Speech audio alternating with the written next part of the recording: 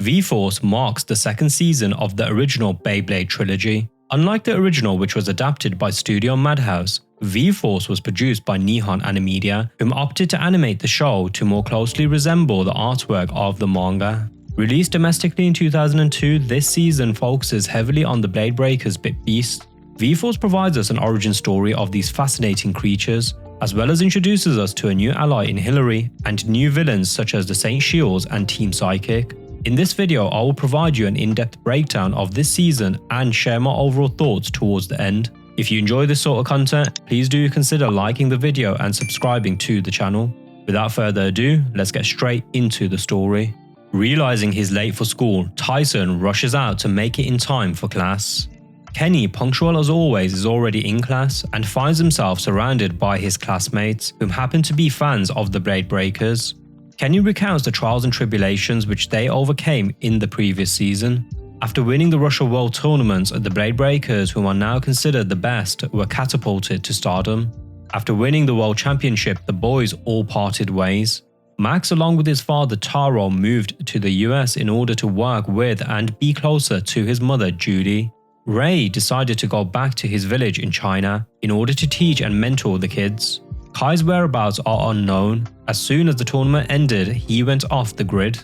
As for Tyson and Kenny, well, they went back to where it all began, their hometown. In many ways, Kenny and Tyson returned to their regular lives, but the difference now is that they are considered living legends amongst their town folk. Their recognition comes with all the bells and whistles, which at times clearly goes to Tyson's head. When Tyson arrives late to class, he is given detention for his tardiness. Kenny voices his concern, as this now marks the third time in the week that Tyson was late. Kenny's worries are not unwarranted, as they have a local tournament which is soon to commence later on that day. He feels Tyson, who will be participating, is not taking it seriously. Tyson tells Kenny not to worry. He dismisses the importance of the tournament by stating that it's just a local competition which will be a piece of cake for him, given that he is the world champion after all. When Tyson realizes he left his school books at home, the entire class bursts in laughter as they go on to cheer for him whilst chanting his name. Since Tyson arrived, the class has been unable to move forward and Hillary has had enough. She highlights how every day Tyson has been coming late and disrupting the class. She adds, given how all he cares about is Beyblading, he should just stay home and play with his silly toys.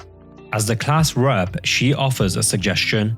She puts forward that his punishment for arriving late should be to clean the classroom every day for a week.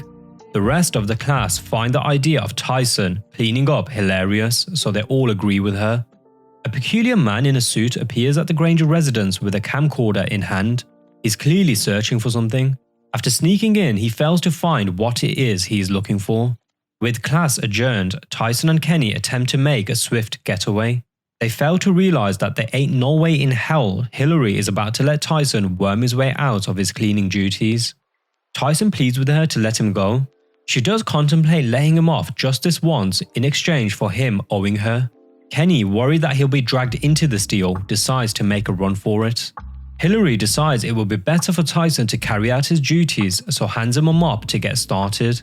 The man in the black suit from earlier along with his partner are outside the tournament venue as they appear to be waiting for Tyson.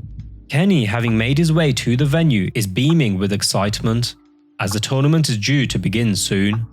Mr. Dickinson greets Kenny, bringing him up to speed on the latest innovation the BBA R&D department have come up with. He introduces Kenny to the Beyblade Battle Analyzer. These devices monitor the endurance of a blade, including storing its stats. After seeing a participant by the name of Tanner make child's play of his opponent, Kenny becomes worried as Tyson may have to face him. Mr. D also concurs how much potential Tanner has, citing he suspects Tanner will reach the finals to face Tyson. In order to get out of his cleaning duties, Tyson fakes a bout of appendicitis. Hillary initially refuses to fall for the act, adding how he probably doesn't even know what an appendix is. But those of us who have watched Season 1 know all too well where Tyson lacks in brain cells he makes up for in his sheer perseverance. Tyson continues the act, which inevitably convinces Hillary that he's not faking it. He has her run out of the classroom to call Miss Kincaid, providing him an opening to escape. The tournament host announces the match, where a hooded participant referring to himself as Mr. X steps forward to face Tanner. It's evident to Kenny just from looking at the hooded blader that he means serious business. Mr. X absolutely dismantles Tanner's Beyblade without even breaking a sweat. Tyson must now face this mysterious blader in the finals. Arriving back with Miss Kincaid, Hillary is furious to find out that Tyson left. Tyson arrives at the venue, taking every opportunity to bask in his celebrity status as the crowd cheers when he enters. Little does he know a dose of humble pie soon awaits him. Tyson wishes Mr. X good luck in their match. Mr. X, on the other hand, voices his surprise that Tyson showed up, all whilst grinning menacingly. Tyson immediately goes on the offensive, but Mr. X's Beyblade easily holds its ground. Mr. X has Tyson's playstyle all figured out, citing he relies heavily on his offensive power. He shows Tyson how one-dimensional he is, as Mr. X goes on to knock Dragoon out of the Bay dish. Tyson is left reeling, as this marks the first time he lost as the reigning world champ. As Mr. X walks off, he offers Tyson a rematch anytime, anywhere, any place. Seeing Tyson down in the dumps, Gramps attempts to snap him out of it. Gramps highlights to Tyson that he must become more resilient by training his mind. As Kenny and Dizzy analyze the match, the entire class seem to have turned their backs on Tyson. When Kenny overhears some of his classmates citing Tyson losing was inevitable, he tells them to cut it out, as he worries that Tyson may walk in at any moment and overhear them. Arriving to class, late as always, Tyson gets an earful of Hillary. Angry at him for skipping his duties, she makes digs towards him regarding his loss. Tyson is initially aggravated by her, but tries to play it off as though he's confident he'll beat Mr. X the next time they face one another. Kenny realizes that the footage which Dizzy captured of the match is corrupted. Max receives a visit from a hooded figure who challenges him to a Bay battle. Just as was the case with Tyson, Max gets absolutely wrecked off-screen. Ray is also challenged by a different hooded figure whom defeats him also off-screen. Kenny takes Dizzy into a local hardware store for a checkup.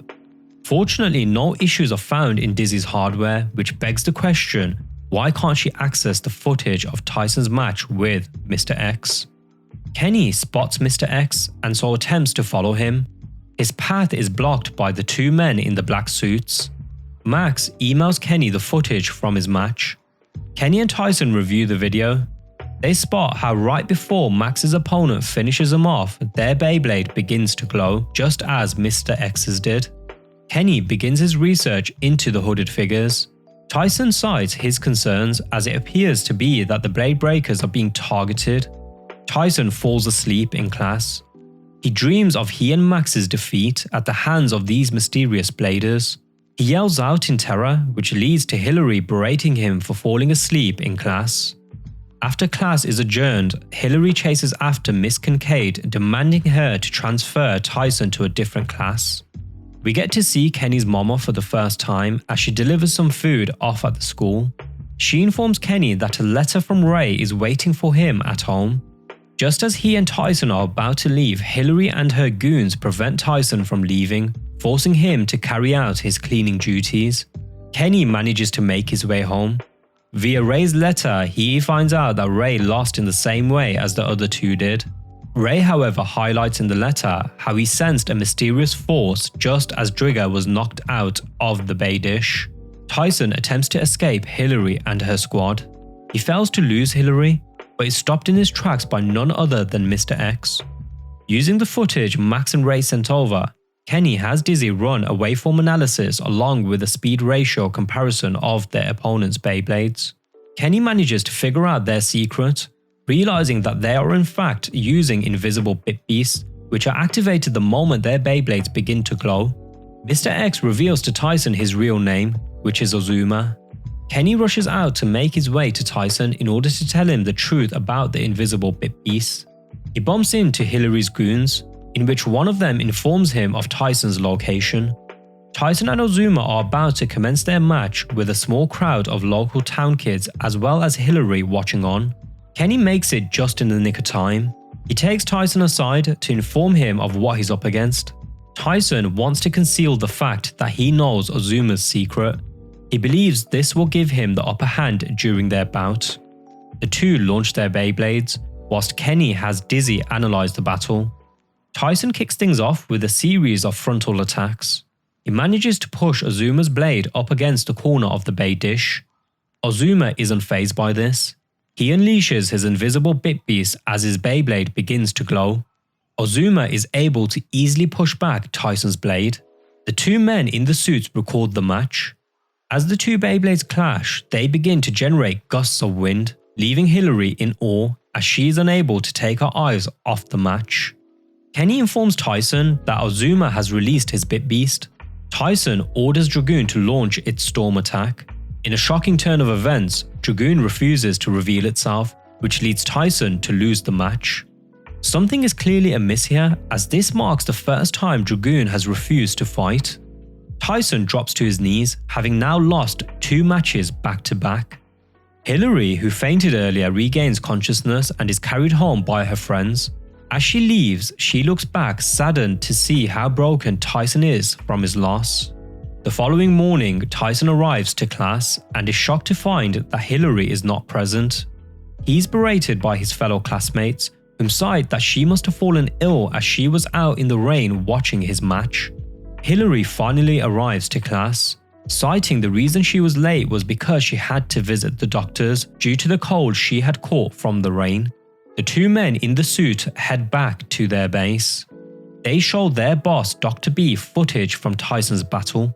The two cite how Dragoon is thought to be one of the most powerful bit beasts in existence, so they found it odd that Tyson didn't use it. Their boss, on the other hand, is more interested in Ozuma. He tells the pair that if Ozuma and his squad begin to get in the way of their mission, they must squash them. Kenny is unable to access Dizzy due to his laptop being fried from the aftershock of Ozuma's final attack. Tyson wonders why Ozuma and his crew haven't shown their faces until now. Kenny highlights how Ozuma seemed disappointed when Dragoon would not reveal itself. This makes him wonder if the entire time Ozuma was trying to draw out Dragoon. Kenny feels something ominous is afoot, as he suspects that this new group may be targeting their bit beast. Tyson continues to be puzzled as to why Dragoon would not obey him. Kenny feels there must be a reason behind it, a reason which they must uncover. Tyson begins his grueling physical training, which has been set out by Kenny. During his break, Tyson asks Dragoon to lend him its strength, citing that they are stronger when they work as a team. Kenny manages to fix his laptop. With Dizzy now back up and running, he informs Tyson that he has come up with a concept which will help Tyson better communicate with his bit beast. Kenny bumps into Hillary, who asks him questions about the match. The men in suits pull up beside the two in a black van, demanding that Kenny hand over his laptop. Tyson arrives at their meeting spot and finds Kenny's glasses on the floor. The black van zooms past him. Hearing Hillary and Kenny calling out to him, Tyson gives chase, but is unable to keep up with the van. Suddenly, the payphone within the booth near him begins to ring.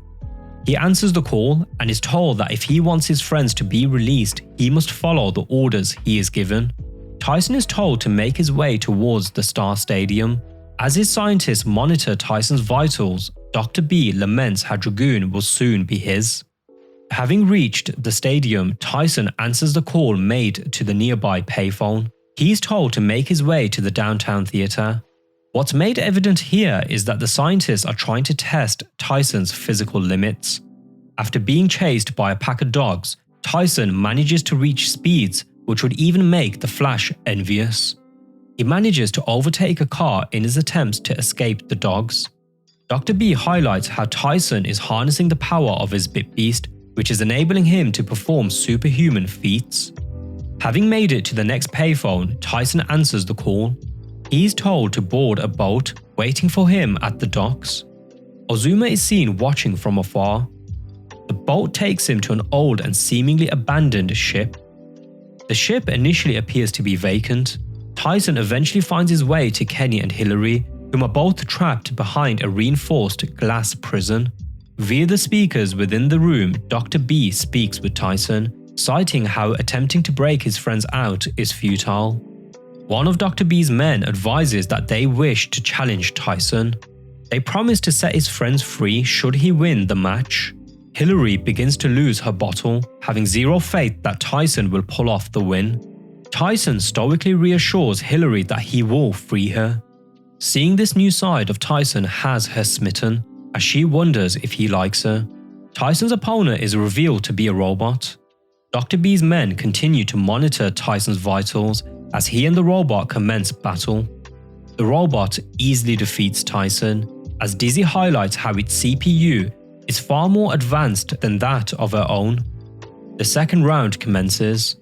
The scientist in charge of monitoring Tyson's vitals is shocked to see that his reaction time is improving, which is also an indicator that Tyson is beginning to use the power of Dragoon.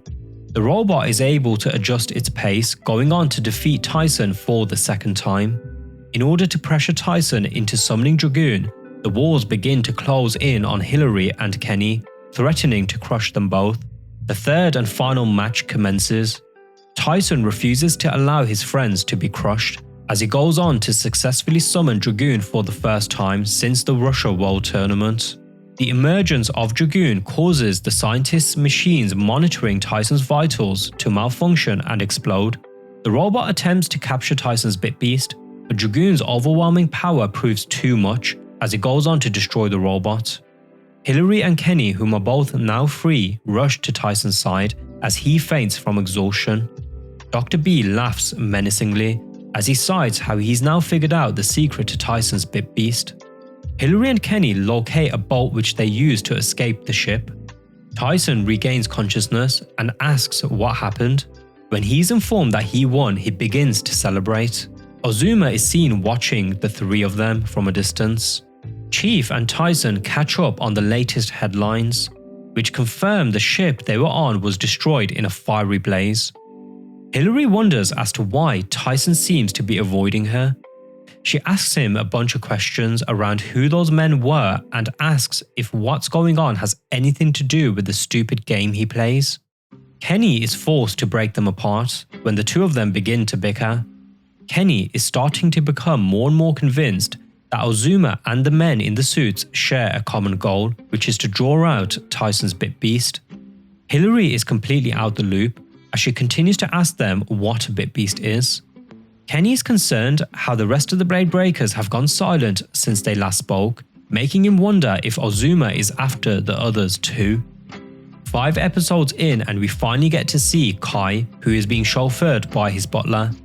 Kai is dropped off to his prep school, where the students there seem to enjoy Beyblading. He's approached by one of his classmates, Wyatt, who's clearly a fan of his. Wyatt asks him if he can show him some of his moves. Kai simply ignores him and walks off. Later on, Wyatt approaches Kai again. He apologizes for being so brash earlier. As Kai is about to walk off again, a Beyblade is launched into the hallway. Kai confronts the blader, who cites he has come to take Dranza. Kai says he has no interest in fighting him, as he has retired from Beyblading. As he walks off, the blader, whose name is Dunga, launches his blade at Kai. Before things can escalate any further, the rest of Kai's classmates arrive, which forces Dunga to retreat.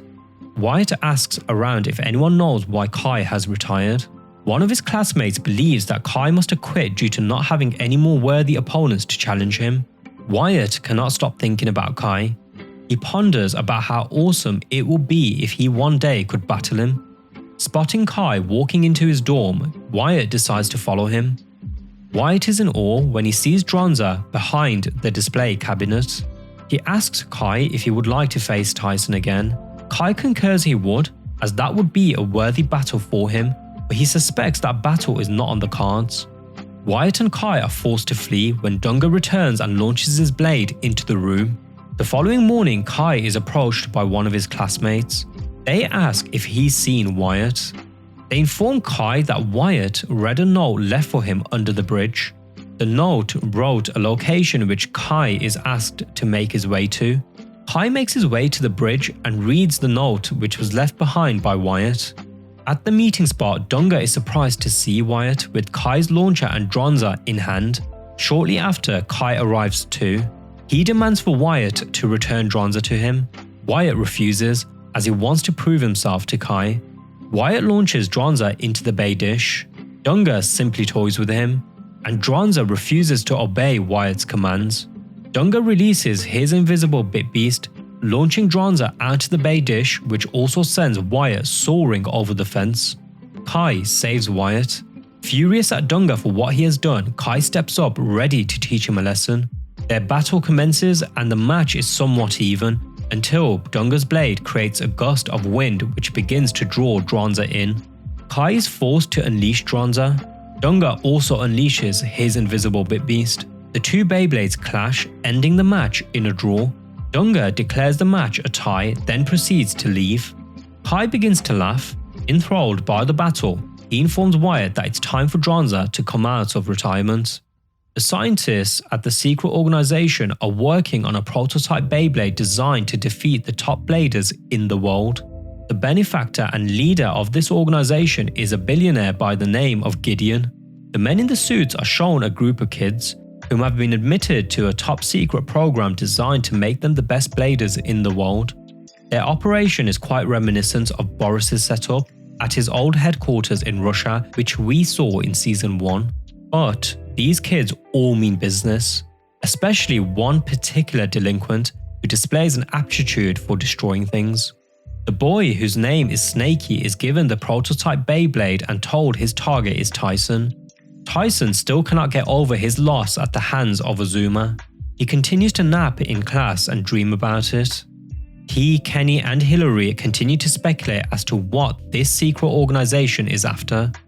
Hillary suspects that the organization's goal must be global domination. She begins to get ahead of herself as she delves deeper down the conspiracy rabbit hole. She cites how they will use the Bay Thingies, as she calls them, to enslave mankind. Kenny is fascinated by her theory, but Tyson is hardly present as he continues to obsess over how he can defeat Ozuma. At Gideon's facility, Snaky single-handedly defeats and destroys the Beyblades of all the other trainees. Hillary and Kenny use the telescope at the harbour to try and find clues around the mysterious destruction of the ship that they were trapped in. Tyson arrives with a bunch of wanted posters he created the night before. He plans on placing them around town as a way to use the locals' help to locate Ozuma.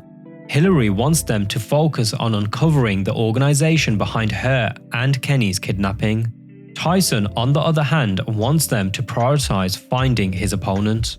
As the two argue, they are interrupted by Snaky, who uses his blade to tear through Tyson's posters.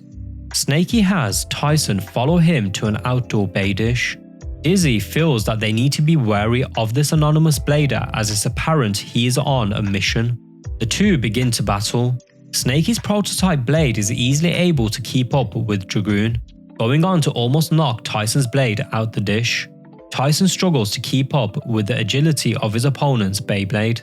Kenny is at a loss, so all the pressure is on Dizzy to try and figure out what the core of this blade is made of. Dizzy manages to figure out the secret. She cites that Snaky's blade is able to generate a magnetic field, which enables it to change directions at an instant. Kenny pleads with Tyson to unleash Dragoon. To everyone's surprise, Kai arrives. He tells Tyson that it's time for Dragoon to go on the attack. Dragoon finally emerges. Through drawing power from Tyson's sheer will to win, Dragoon goes on to destroy Snaky's blade. The men in the suits manage to capture footage of Dragoon. Ozuma and Dunga continue to watch from afar. Dunga gives Tyson credit for pulling off the win. Ozuma, on the other hand, is not impressed, as he simply dismisses Tyson's victory by stating he just got lucky. As Kenny tries to figure out what the core of Snaky's blade was made of, Tyson and Hillary begin to argue around the topic of whether a Bit Beast has a heart. Hillary is unable to see Bit Beasts, which leads her to refute their existence entirely.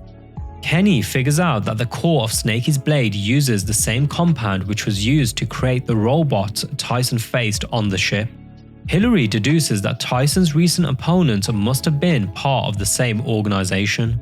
Tyson is full of bluster as always, but Kenny brings him down a peg as he cites that Tyson has been slacking off ever since the Blade Breakers went their separate ways. The head of Gideon's research team, Dr. B, is happy with the data they have collected thus far, but his boss is frustrated by Snakey's loss. Gideon demands that Dr. B force the Blade Breakers to reunite as a means to capture their bit beasts in one sweep. Hillary, who appears to have a crush on Kai, asks Tyson to introduce her. The image of Kai being a Prince Charming is immediately shattered when he ignores her. Tyson asks Kai to stay over at his place.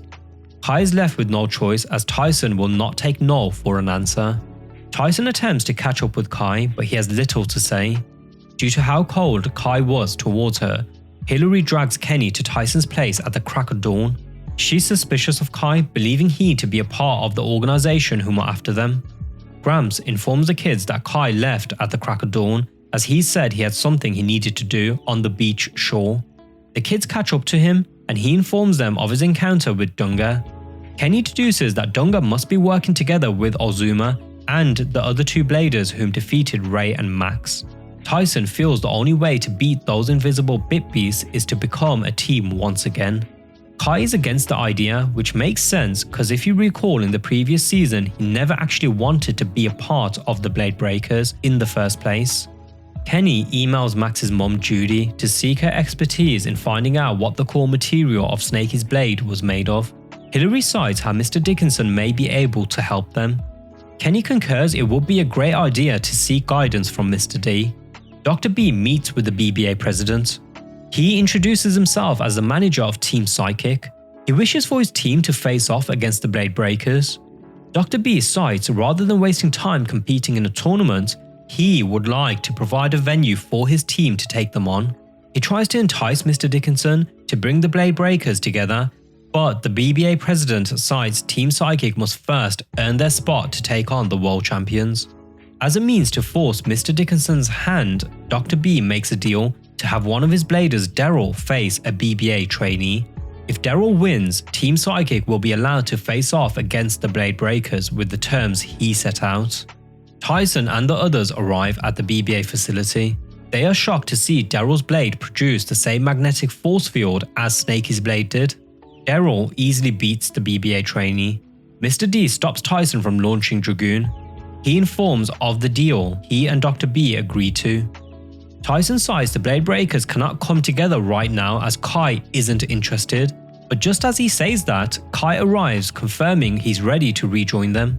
Judy sends Kenny her findings, which confirms that the core of Snakey's blade is made up of an artificial metal which closely matches the molecular structure of a naturally occurring metal found on the periodic table. Tyson devises that they find this naturally occurring metal in order to build new cores for their Beyblades as a way to even the odds. Max flies in from the States and Ray, who has already arrived, is with Tyson and the others. Max is introduced to Hillary, and Mr. D arrives to greet the Blade Breakers. He informs them that their match against Team Psychic will be in a week's time. Hillary stresses the importance for the boys to focus on the task ahead of them, which Kenny backs. Judy invented a magnetic countermeasure for their blades. It's a new ripcord, which she calls the MG cord. This new cord will enable their blades to produce a magnetic field too. Kenny advises them that they must practice to master the additional spin provided to their blades by the MG cord. Tyson gives the cord a test run but struggles to control his blade. Ray shows off his upgraded Beyblade, which he calls Trigger 5. He tries out the MG cord, but he too is unable to control his blade. Max steps up to show them how it's done, but he too fails. Kai is the final one to test out the cord, and just like the other three before him, he is unable to control his Beyblade. It's clear at this point that the Blade Breakers will need to put in some serious work in order to get a handle on this new tech. The following morning, Hillary creates an exercise schedule for the team, which, as you can imagine, although she means well, the boys aren't interested. Tyson is having none of it and has some harsh words to say to her. As the two bicker, Tyson accidentally tears her schedule. Instead of owning up to his mistake, he deflects and continues to berate her, citing how stupid her plan was, and adds that she shouldn't even be with them in the first place. His words cut deep, and even Kai is left cringing by Tyson's actions. Deeply upset, she leaves. Ray and Max calmly tell Tyson that he was overly harsh with her. Tyson clearly feels guilty but refuses to apologize and walks off. Kenny tries to defuse things at school as he explains to Hillary that Tyson didn't mean what he said, but in fact he was frustrated with himself and his inability to control his Beyblade, and he lashed out at her instead. Before she can respond, Tyson arrives and cuts the conversation short. Back at the Granger residence, Tyson and the others continue their training. Gramps wonders as to why Hillary is not present, but Kenny remains coy on the details. Having practiced all day, the Blade Breakers become frustrated, having failed to make any headway in their training. Kenny wonders what they must do.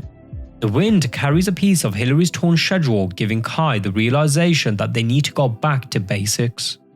The following morning, the others are surprised to see the progress Kai has made. He confirms he did so through following Hillary's training plan. The others follow her plan too, which helps them tremendously in their training. The boys find Hillary and Tyson finally apologizes. He even asks her to become their head trainer, which she happily accepts. The boys all manage to master their Beyblade's increased agility as Kai and Tyson demonstrate this. Gramps is glad to see Hillary is back and wishes her and the others good luck. The kids are driven to the location of their battle.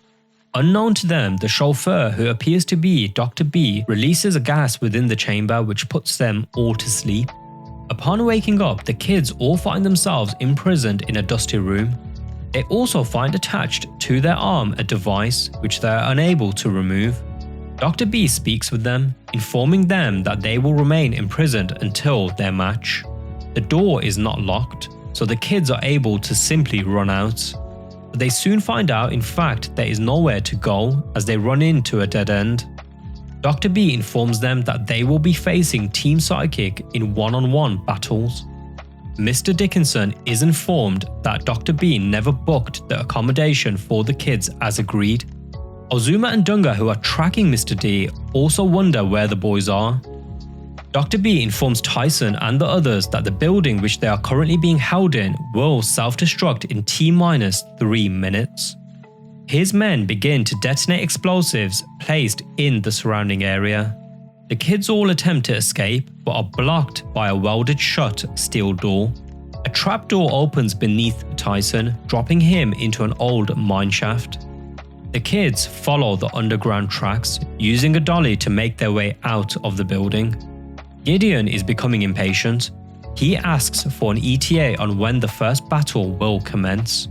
His subordinate lets him know that the match will begin shortly. The boys lose control of the dolly, and their current path is being blocked. Kai uses some quick thinking by launching his Beyblade at the track's control arm, which diverts the dolly onto another track. They reach the end of the shaft and find a bay dish waiting for them on the outside. Tyson steps up to the plate, ready to face whomever they put in front of him. A member of Team Psychic named Chameleon reveals himself. Kenny remains skeptical that their captors will hold up their end of the deal and let them go as agreed. Kai and the others are forced to pull Tyson away and make a run for it. Max finds himself trapped and is forced to take on Chameleon. Max's playstyle, which relies heavily on defense over speed, causes him some initial problems as he struggles to keep up with the agility of Chameleon's blade. Max unleashes Jaceel, and Dr. Beast seizes the opportunity as he attempts to steal Max's Bit Beast. The evil doctor made a grave miscalculation in his assessment of Jaceel's strength, as Max's Bit Beast breaks free, going on to defeat Chameleon. Tyson hurts his ankle as he falls along the edge of the rocky terrain. Hillary adjusts Tyson's ankle, which although still injured, now allows him to place weight on it. Kenny feels they need to focus on getting off the island, as it's clear Team Psychic are after their Bit Beast. Ray concludes that the only way off the island is to defeat them. Tyson agrees with Ray, whilst Hillary agrees with Kenny, and so the two begin to argue. Ray thinks it will be best that they split up. Kai offers to go along with Hillary and Kenny to the lighthouse in order to protect them. They all agree to communicate using the analyzers Mr. Dickinson provided them, which also work as transceivers. Gramps is worried about the kids, so he meets with Mr. D. Mr. D assures Gramps that the BBA are using all their resources to find the kids. He also adds how they are tracking the two men in the suits. Ozuma and Dunga continue to follow Mr. D in hopes that he will eventually lead them to Tyson and the others. Dr. B initiates the next stages of his plan, which he calls Operation Rockfall. He orders the release of boulders above Kai, Kenny and Hillary. Perceptive as always, Kai realizes that the boulders are fast approaching, so he moves Hillary and Kenny out of harm's way. Unfortunately, the boulders now block their path to the lighthouse. Instead of turning back, Kai inspires the two to climb across the boulders with him. The evil doctor damages the bridge to the lighthouse, which forces the three to take a different route. Tyson, Max and Ray find themselves trapped within a truck, which is being controlled by Dr. B's men. The truck plummets down the cliffside, leading the boys to a tunnel which will take them to their next opponent. Unable to see due to the darkness, Ray accidentally steps on Tyson's injured ankle. Max comes up with the idea that they continue talking with one another as a means to track where each other are. Their next opponent is revealed, referring to himself as Bat. Ray stops Tyson from engaging in battle as he decides he wishes to take on Bat. Ray struggles against Bat due to the darkness of their environment coupled with the agility of his opponent's blade. Max realizes that the glasses Bat is wearing enables him to see Trigger. Ray's adrenaline levels spike as he goes on to unleash his Bit Beast. Dr. B immediately tries to capture Trigger. Tyson advises Ray to listen out for the sound of his opponent's blade. Ray manages to zero in on its location and commands Trigger to launch its Tiger Claw attack, which enables it to break free of Dr. B's machine and win the match. There's no time to celebrate as the tunnel immediately begins to collapse around them. The trio manage to make it out by the skin of their teeth. Tyson drops to his knees from the sheer agony he's in caused by his injury. Next up to battle is Kai. Kenny attempts to hack into their enemy's signal frequency in order to help prevent them from capturing Dranza. Kai's battle begins, and for the most part, it's evenly matched. In order to force Kai into unleashing Dranza, his opponent pulls out all the stops. With help from Dizzy, Kenny manages to shut down the nearby Bit Beast capture system, giving Kai the all clear to call out Dranza. Kai, being the excellent blader that he is, decides he does not need his Bit Beast to win this match, which he demonstrates by knocking his foe's blade out the bay dish. Dr. B has Tyson and the others make their way to their next opponent. Max wants to battle next, but Tyson insists on taking this one. Ray and Max try to talk him out of it, as he is in no fit state to battle. As you guessed, the two have no luck with this. After all, once Tyson sets his mind to something, it's often impossible to talk him out of it. The battle commences, and from the get-go, Tyson shows signs of fatigue as his injury zaps him of his energy. Hillary and the others arrive. Witnessing Tyson barely hanging on, Hillary attempts to stop him, whilst at the same time she's furious at Ray and Max for allowing him to fight. Kenny explains to her that when it comes to Beyblading, once Tyson has made his mind up, there is nothing convincing him otherwise. Kai tells her that there's a good chance Tyson will lose the match, besides he knows exactly what he's doing. He highlights to the others how weak Dragoon looks, and that is because Tyson and his Bit Beast have an unexplainable connection, where if one is hurt, the other is too. Kai adds how in order to protect his Bit Beast, Tyson knows he must regain his strength. The only way he can do so is by winning this match. Hillary always thought of Bay battles as a simple child's game, but Kai clears this up with her as he tells her that Beyblading is Tyson's life. Hillary acknowledges how clueless she was this whole time, as she is clearly moved by Tyson's passion and resolve. Tyson's friends all cheer him on as he unleashes Dragoon. Dr. B has his machines attempt to capture Dragoon. The evil doctor fails to realize that no mere machine can overcome the power of Dragoon. Dragoon wins the match for Tyson as it goes on to destroy the capture units, causing the computers at Dr. B's lab to explode. Dr. B is in complete shock as the blazing fire consumes his entire facility, forcing him to evacuate. As Hillary wraps up Tyson's ankle, the kids are all happy to see that Mr. Dickinson, who's on board a chopper, has arrived to take them home. Tyson is next seen at the hospital, where the rest of the Blade Breakers arrive to check on him. They wonder why Tyson is still there as he appears to be fine. Tyson fesses up that he has fully recovered, but as he doesn't want to study, he's pretending to still be on the mend. Hillary brings along with her Miss Kincaid, who brings him homework. Hillary adds salt to the wound when she highlights that it was her idea and her recommendation to bring him homework. Mr. D arrives too and profusely apologizes to the group. They make it clear that it was not his fault. As they all discuss the motives of this secret organization whom are after their bit beast, Kai senses they are being watched. Unbeknown to them, it's in fact Ozuma who's watching them. Gideon wants Dr. B to use the data he has acquired on the Blade Breakers bit beasts to create bit beasts of their own. We will now be entering into Cyber Bit Beast territory. If you happen to be enjoying this video so far, please do consider liking the video and subscribing to the channel. Without further ado, let's continue. At his team's hideout, Ozuma and his crew discuss their plans pertaining to the Blade Breakers. Ozuma's team are called the Saint Shields, which consists of he, Dunga, Mariam and her little brother, Joseph. Ozuma's crew have grown frustrated for failing to make any headway in regards to capturing the Blade Breakers bit beasts. They begin to bicker. Dunga is out for blood after being teased by Mariam for failing to defeat Kai. He runs out on his own to locate and beat Kai once and for all. Dr. B is missing the data for Dronza, as Kai bodied his opponent without needing to call upon his bit beast. Dr. B orders his men to go out and retrieve the data he needs. Tyson returns home and is greeted by his teammates. Max gives Tyson his new launcher, provided to them courtesy of Mr. Dickinson. The rest of the members also receive launchers too. Dunga arrives at the Granger residence. Kai chases after him and both get ready to battle. Dr. B's men have their camera ready in hopes of capturing footage of Dronza. Dunga is surprised by the increase in Kai's Beyblade's power. Tyson respects Kai's wish to not interfere in his battle. After Dunga unleashes his invisible Great Ape Bit Beast, so too does Kai. The battle between the Bit Beasts commences. Izzy picks up on a camera device recording the battle.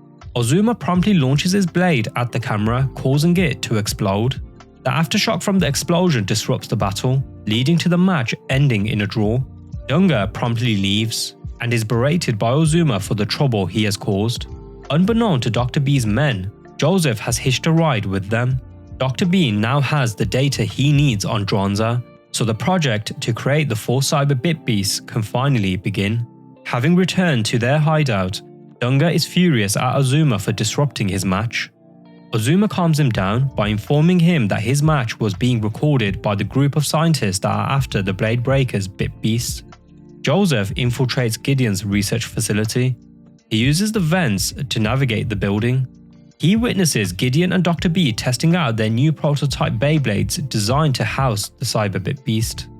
The test is initially successful, as we witness the birth of Cyber Dronza. The prototype blade becomes unstable, which prevents Cyber Dronza from fully materializing. Although the experiment was a success, there's clearly some quality assurance issues which need to be addressed first. Joseph returns to the St. Shields hideout and informs the others on what the scientists have planned. The BBA president has some news for the Blade Breakers. He explains who Ozuma and his group are. The kids are worried that they are being hit on 2 ends, with both groups seemingly after their bit beasts. Hillary feels it would be wise to focus on the most dangerous group first. She cites given the level of resources Team Psychic have at their disposal, they should focus on them first. Tyson immediately tries to shut her down, but Mr. D agrees with her and so too does Kenny. Hillary states how they should use the downtime to practice. While Tyson and Ray are preoccupied in a practice match, Mariam arrives and wishes to take on Max. Mariam was the one who wiped the floor with him earlier on in this season. Max is game as he wants to avenge his loss to her. She makes him chase after her. Tyson and Ray have just finished their practice match. They realize Max is missing. Gramps informs them Max went chasing after some honey. His words, not mine.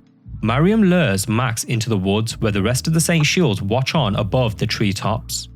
The battle begins and Max is awestruck by Mariam's skill. She immediately releases her Bit Beast, choosing not to conceal it this time round. Her Bit Beast, Shark Rash and Max's Drasil collide. Shock Rush gets the better of the exchange as the match begins to take a toll on Max. If you've watched Season 1, you know our boy Max never backs down. His unwavering determination puts Mariam on the back foot. Seeing this, Joseph launches his blade into the bay dish. He unveils his Bit Beast Vanishing Moot.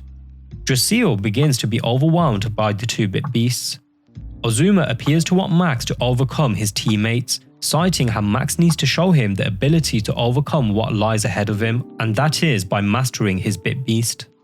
Joseph wants to put Max out of his misery, so Mariam prepares to finish things off with one final attack. Ray arrives just in the nick of time and launches Drigger into the bay dish. He sends all three Beyblades back into the hands of their respective owners. Ray berates the Saint Shields, asking what their deal is. He and Max tag team to take on the two siblings.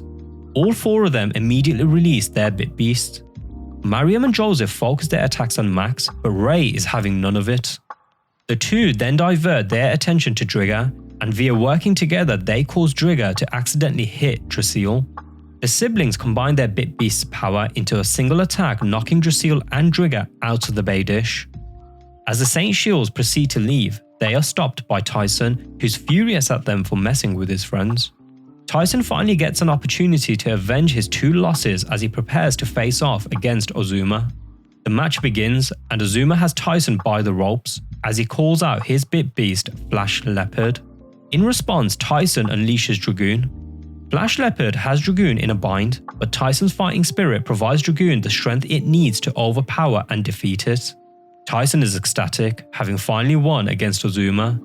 Ozuma, on the other hand, simply scoffs at Tyson, highlighting how Tyson has shown him his strengths, only further highlighting to him how much of a long way Tyson has to go when it comes to his Bit Beast technique.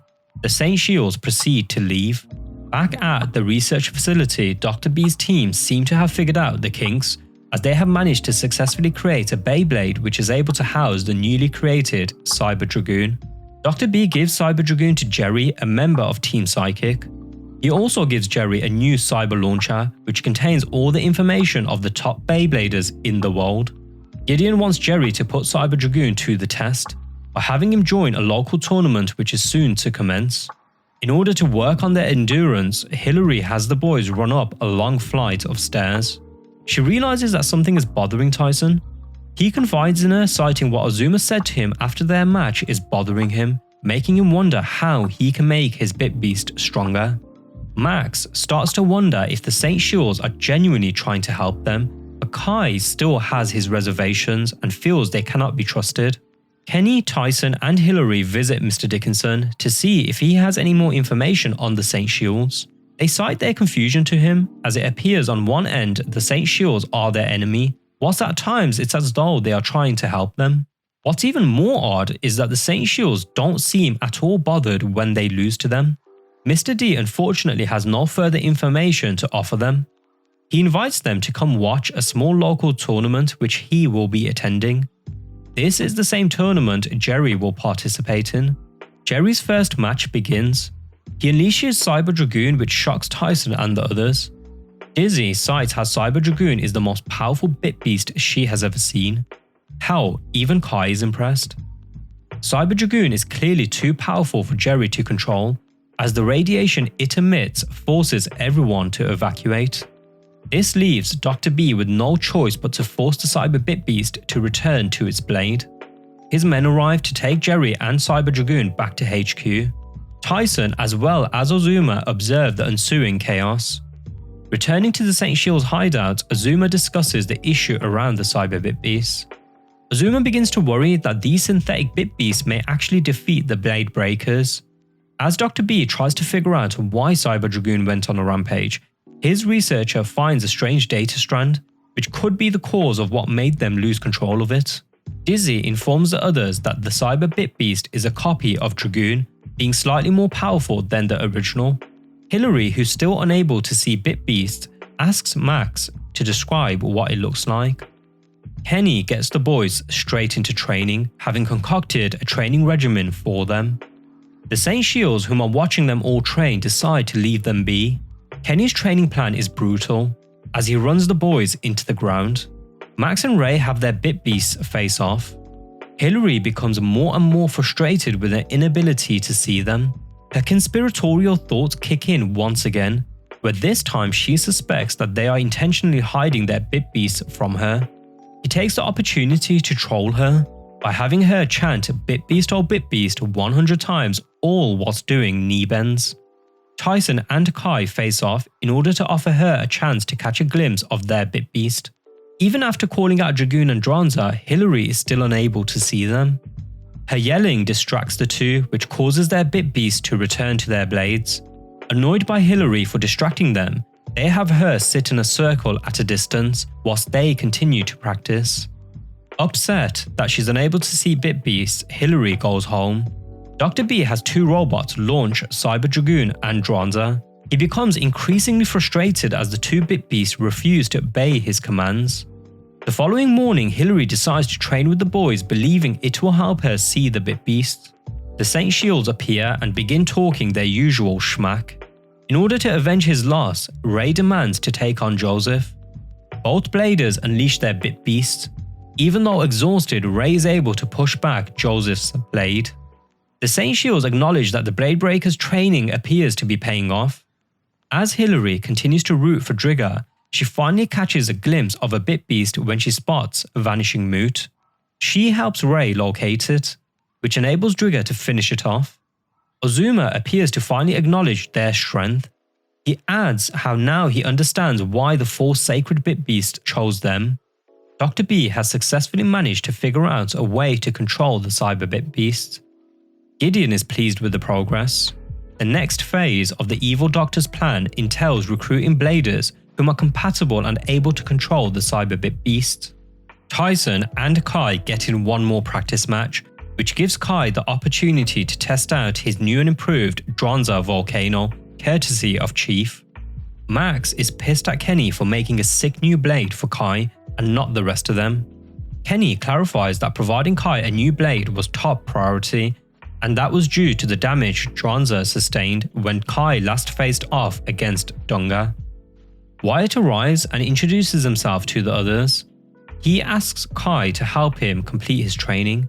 Wyatt cites how after putting hours into his training, he has hit a wall and needs his help. Kai refuses to take Wyatt under his wing. Refusing to give up and upset at Kai, Wyatt promises to complete his training on his own and defeat him. Tyson feels Kai was too harsh, but Ray backs him up, citing Wyatt was too desperate to become a great blader, which has led him to make bad calls in the past, like stealing Dranza as he once did. Ray adds how acting up like that can put the entire team at jeopardy, which is something they cannot risk right now. Dr. B approaches Wyatt. He offers to make him the best blader out there.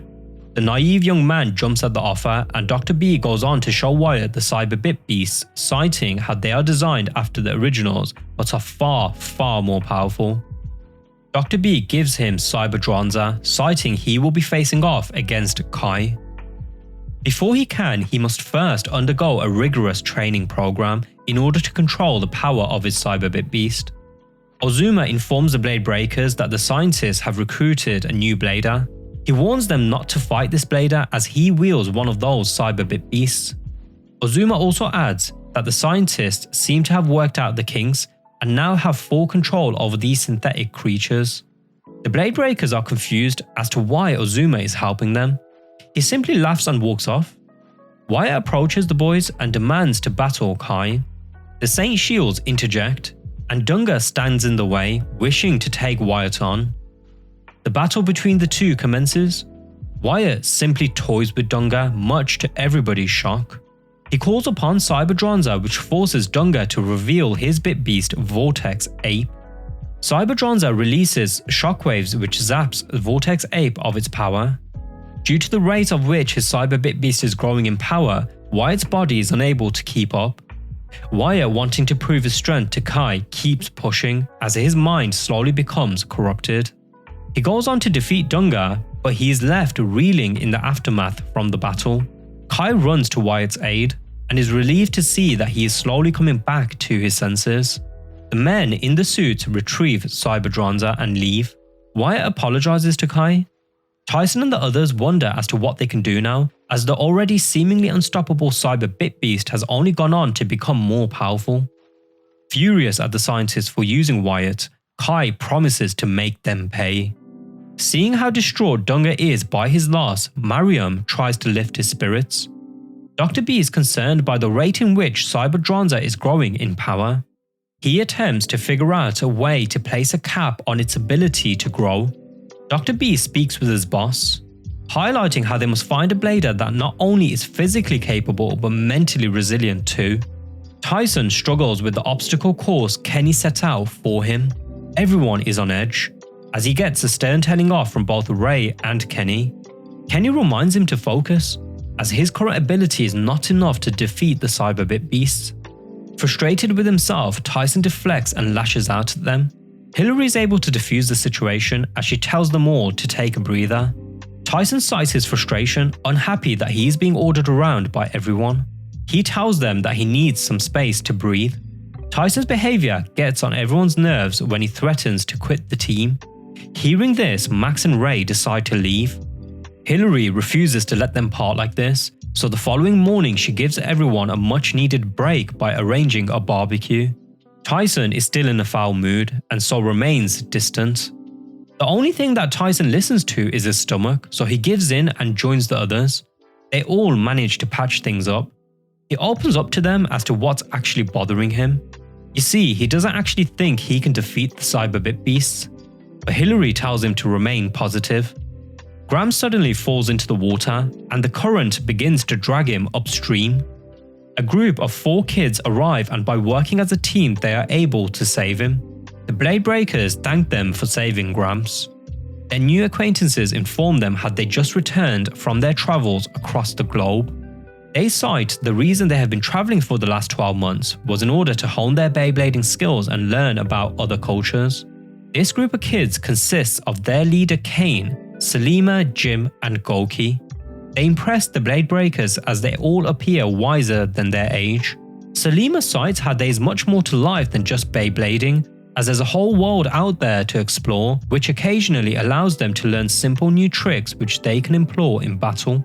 Tyson challenges Kane to a friendly match. Even though it's meant to be a friendly match, the two of them go all out, with both being evenly matched. Tyson turns up the heat, but Kane is able to adapt to his attacks. Kane manages to time Tyson's blade and knocks it off to the distance. Salima and her crew are shocked that Tyson's blade is still spinning, whilst Ray is impressed by Kane's ability to remain so focused in the heat of battle. Their match ends in a draw, and Tyson bids their new friends farewell. Kane, Salima, Jim and Goki meet with none other than Gideon, whom welcomes them as Team Psychic. Kane thanks Gideon for allowing them to travel the world, as they gained a wealth of knowledge and experience. Gideon introduces them to their new Beyblades, each which house a Cyber Bit Beast. Jim is the first to test out his Bit Beast, Cyber Drasil. Jim must face off against 3 Beyblades simultaneously. Once he unleashes Cyber Drasil, Dr. B sends in additional blades in which one of them is a behemoth in size. Cyber Drasil only goes on to grow further in size, just as Cyberdronza did. Its rapid evolution takes a toll on Jim's body and mind, and now the real test begins. Jim is able to keep his wits about him, which enables him to control the Cyberbit Beast. The rest of his team are freaked out, as it's evident that Jim has changed due to the influence of the Bit Beast's power. When Mr. Dickinson declines Dr. B's request to have the Blade Breakers take on his team, the evil Doctor threatens to wreak havoc upon Tokyo by using his Cyberbit Beasts. Tyson and the others arrive and agree to face off against Team Psychic. Tyson spots a picture of Kane, Salima, Jim and Goki. Mr. Dickinson confirms the 4 of them make up Team Psychic. The Blade Breakers struggle to believe it at first, but as the others come to terms with this, Tyson remains in denial, refusing to believe that his new buddy Kane would associate himself with such evil people. Hillary suspects that Kane and his group were cordial with them as a way to get them to drop their guard. Ozuma informs them where they can find Team Psychic's facility. As Tyson, Kenny, Hillary and Ray infiltrate the building, Jim starts to show signs of having been corrupted by the Bit Beast's power. Kane and Selima try to talk some sense into him, but Jim appears to be too far gone as he refuses to listen to them. Tyson and the others break into the room where the Cyberbit beasts were created.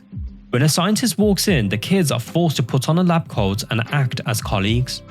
In order to help Jim and bring the team back together, Gouki offers to face him in a 1v1 match. Their battle begins and the Blade Breakers watch on from above, out of sight. Tyson and the others are shocked at the sheer size of Cyber Drasil, as it goes on to absolutely destroy Gouki's blade. Tyson blows their cover when he calls out to Kane, telling him that he and his friends are simply being used. Kai arrives just in the nick of time and helps them escape the building before security can grab a hold of them. Kane agrees to the match against the Blade Breakers, but he refuses to use Dr. B's cybernetic bit beast, instead opting to use his own Beyblade, as he cites that's the honorable thing to do. Tyson, feeling betrayed, denounces Kane as his friend and is now ready to face him when the time comes. He has a nightmare where Dragoon is defeated by Cyber Drasil. Kenny realizes that defeating Team Psychic will be an enormous task, as the Cyberbit beasts have shown the ability to grow at a rate in which they will be unable to keep up with.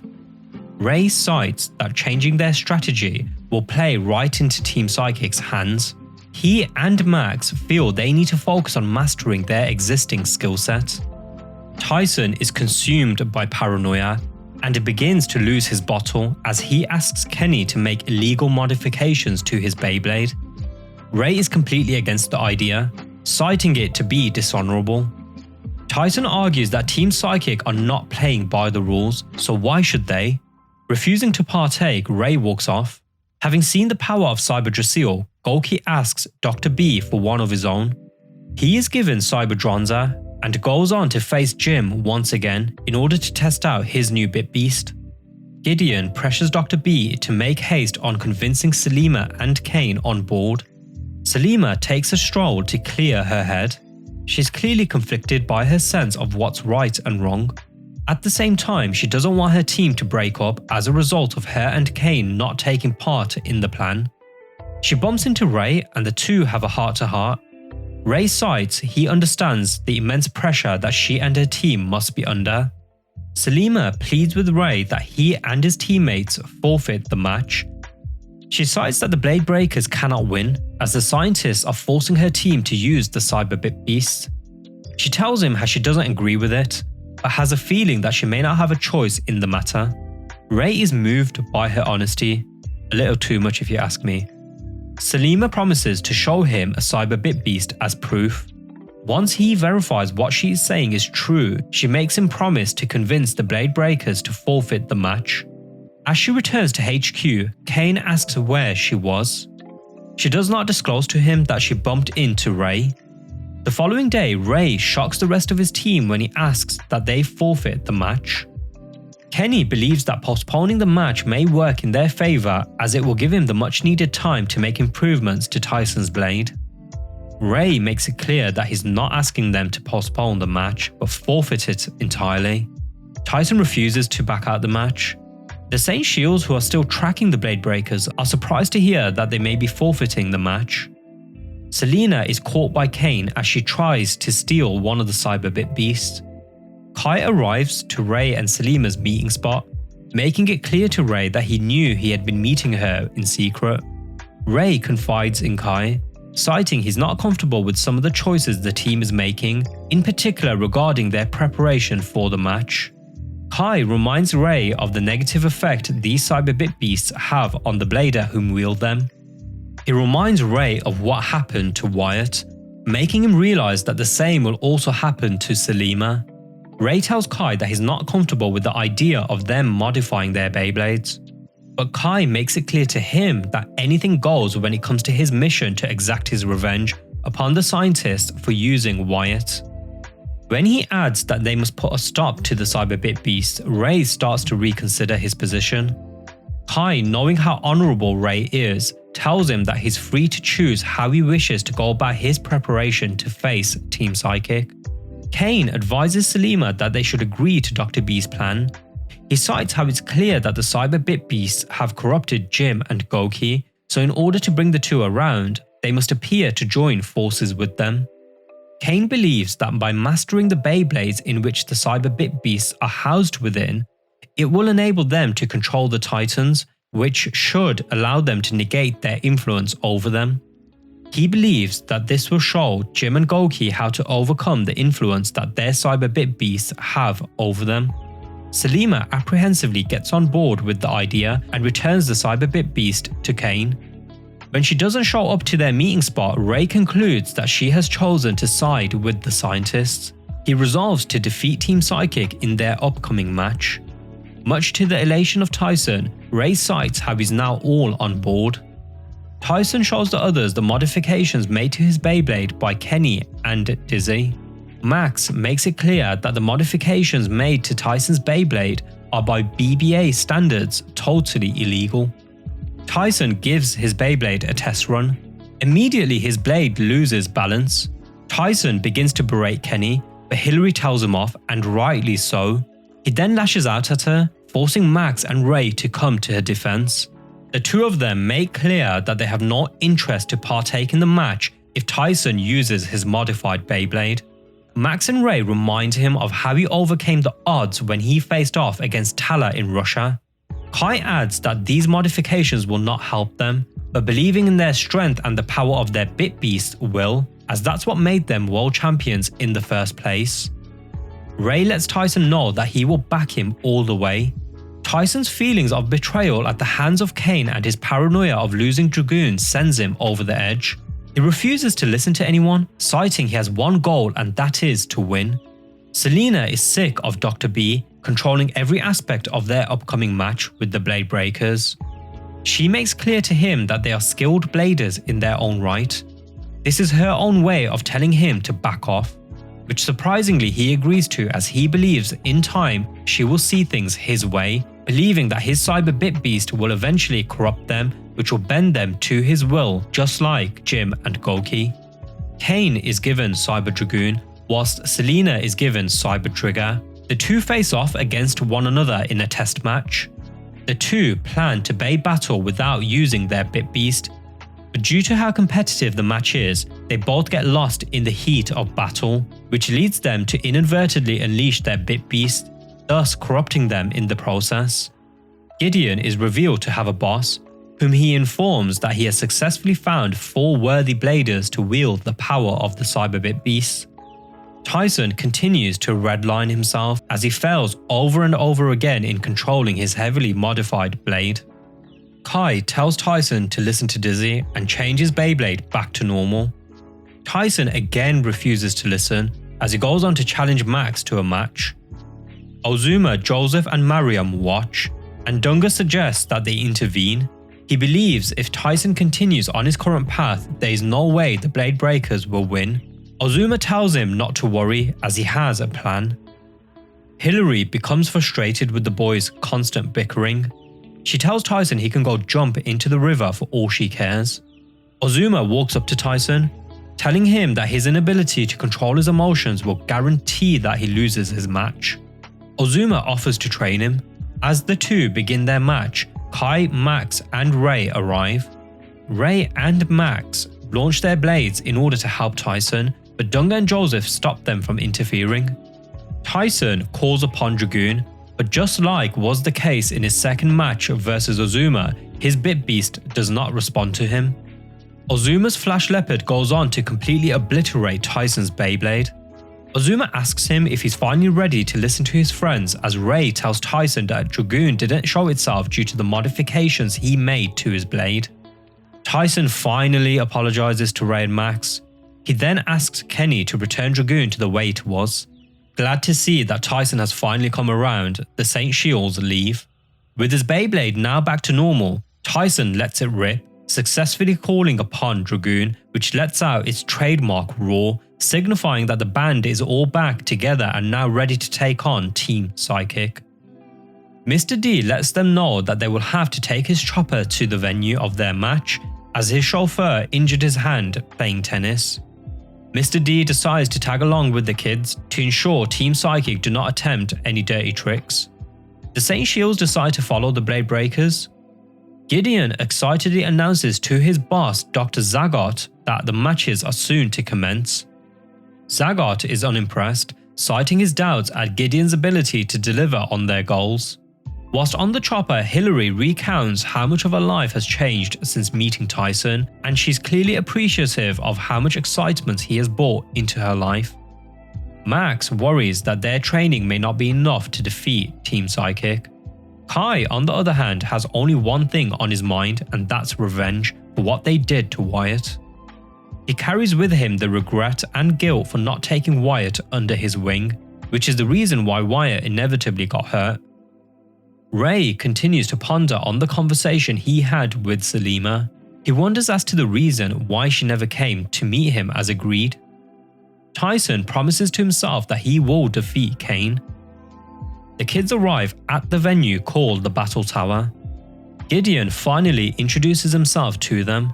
He lets them know that within his glorious facility there are 5 distinct floors, in which floors 2 to 5 each contain base stadiums, where they will find a member of Team Psychic awaiting them. The Blade Breakers refuse to be intimidated, agreeing to the terms set by Gideon in which they will each partake in sudden death matches. Dr. B releases several robots in order to drain the boys before their upcoming matches. He also uses this as an opportunity to analyze their battle styles. They are left with no choice but to take out the blades launched by the machines. Dr. B's men track the declining durability of our heroes' Beyblades. One of the robots launches a blade at Hillary. She is saved by none other than Azuma, who tells them to keep moving forward as he, Dunga, Joseph and Mariam hold off the robots. The group makes it to the first room, in which Gideon announces that Max will be facing off against Jim. As soon as the match begins, Max goes on the offensive. He initially does well, but it's evident he expended a lot of energy, as he begins to show signs of fatigue. Jim calls upon his massive Bit Beast, which pummels Drasil. Even though it has sustained major damage, Max's Bit Beast refuses to back down. Drasil stuns everyone when it begins to push back its cyber counterpart. On the cusp of winning, the Blade Breakers begin to celebrate. Suddenly an arm emerges out of the walls, which begins to repair Cyber Drasil. Now fully healed, Cyber Drasil begins to beat down the original. Max, knowing his Bit Beast is on the line, absolutely refuses to back down. His fighting spirit powers Drasil to new heights. Max commands Drasil to use its Fortress Defense attack, which causes major damage to Cyber Drasil, so much damage in fact that it is unable to recover, thus winning Max the match. More arms emerge, which repair Cyber Drasil once again. Even though Max had won the match, the conditions they agreed to set by Gideon come back to bite the heroes in the arse. As he cited, as long as a Blader is able to launch their Beyblade, the match continues. Tyson and Kai attempt to destroy the arms, but they are unable to break through the indestructible glass prison which they are trapped behind. As the Saint Shields make their way to the Blade Breakers, Dr. B traps them. Max's friends plead with him to forfeit, as it's clear by this point this entire match is rigged for Jim to win. Max refuses to give up, citing he will never do so as he knows what this match means for his team. Poor Max is at his limit, yet he absolutely refuses to back down. He musters all his strength, powering up Drasil once again, which enables it to push its cyber counterpart into the wall. Drasil is a savage, as it goes on to beat the living hell out of Cyber Drasil. Once the smoke dissipates, it's Cyber Drasil who remains standing, as Drasil was the first to reach its limit due to the repeated damage it took from the back-to-back matches. Dr. B proceeds to steal the downed Bit Beast as the Blade Breakers and the Saint Shields are forced to helplessly watch on. Dunga is furious at Max for losing his match. Max cites his regret at not listening to the others when they told him to quit. Kai reassures him that his loss is not in vain, as his match only proved that even though the Cyber Bit Beasts are more powerful than their own, they can still be beat. Tyson promises to return Drasil to Max. With the Blade Breakers' fighting spirit now ignited, they proceed to the next room, whilst Azuma and his group look for Drasil. On their search, the Saint Shields fall into a trapdoor. They all manage to hang on to the edge of the trapdoor and go on to use the vents to covertly navigate through the facility.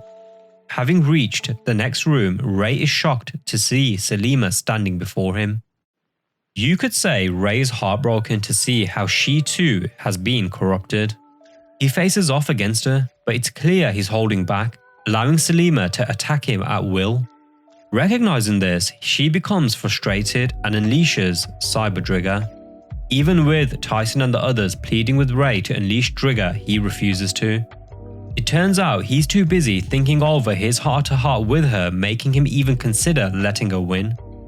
Kai intervenes and makes clear to Ray that she is no longer the same sweet girl he once knew.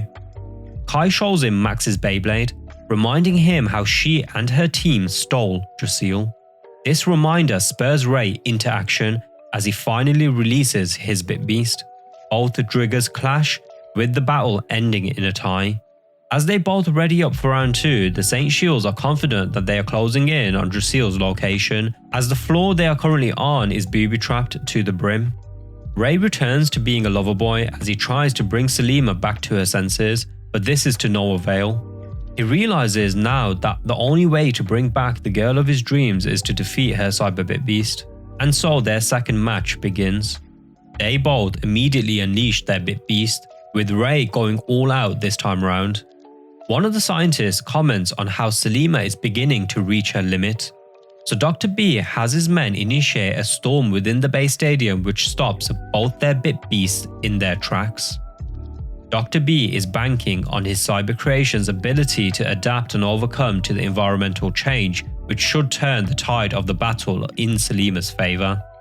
However, this only hurts her pride. She commands her Bit Beast to destroy the machine creating the storm. Selima shows signs of returning to her old self as she resists the influence of Cyber Trigger. Gideon has Dr. B force Cyber Trigger to grow in size, which begins to push Selima further towards her limit. As she resists the pull of her Bit Beast, she tells Ray the truth about that night, how in fact she tried to make her way to him as agreed but was stopped by Kane. Ray shows how much he cares for Selima as he continues to tell her that he believes in her. He commands his Bit Beast to attack Cyber Trigger, and after a flurry of attacks, Trigger emerges victorious. Ray and the others plead with Selima to stay. She apologizes and proceeds to return to her teammates. Next up, they must face Gouki. Seeing the same blade in Gouki's hand which Wyatt once had, Kai steps up to take him on. The battle begins with Kai going full throttle as he unleashes Dronza, forcing Gouki to unleash Cyber Dronza. With Wyatt at the forefront of his mind, Kai has Dronza batter its opponent. Gouki appears to not care one bit, which has Kenny on edge.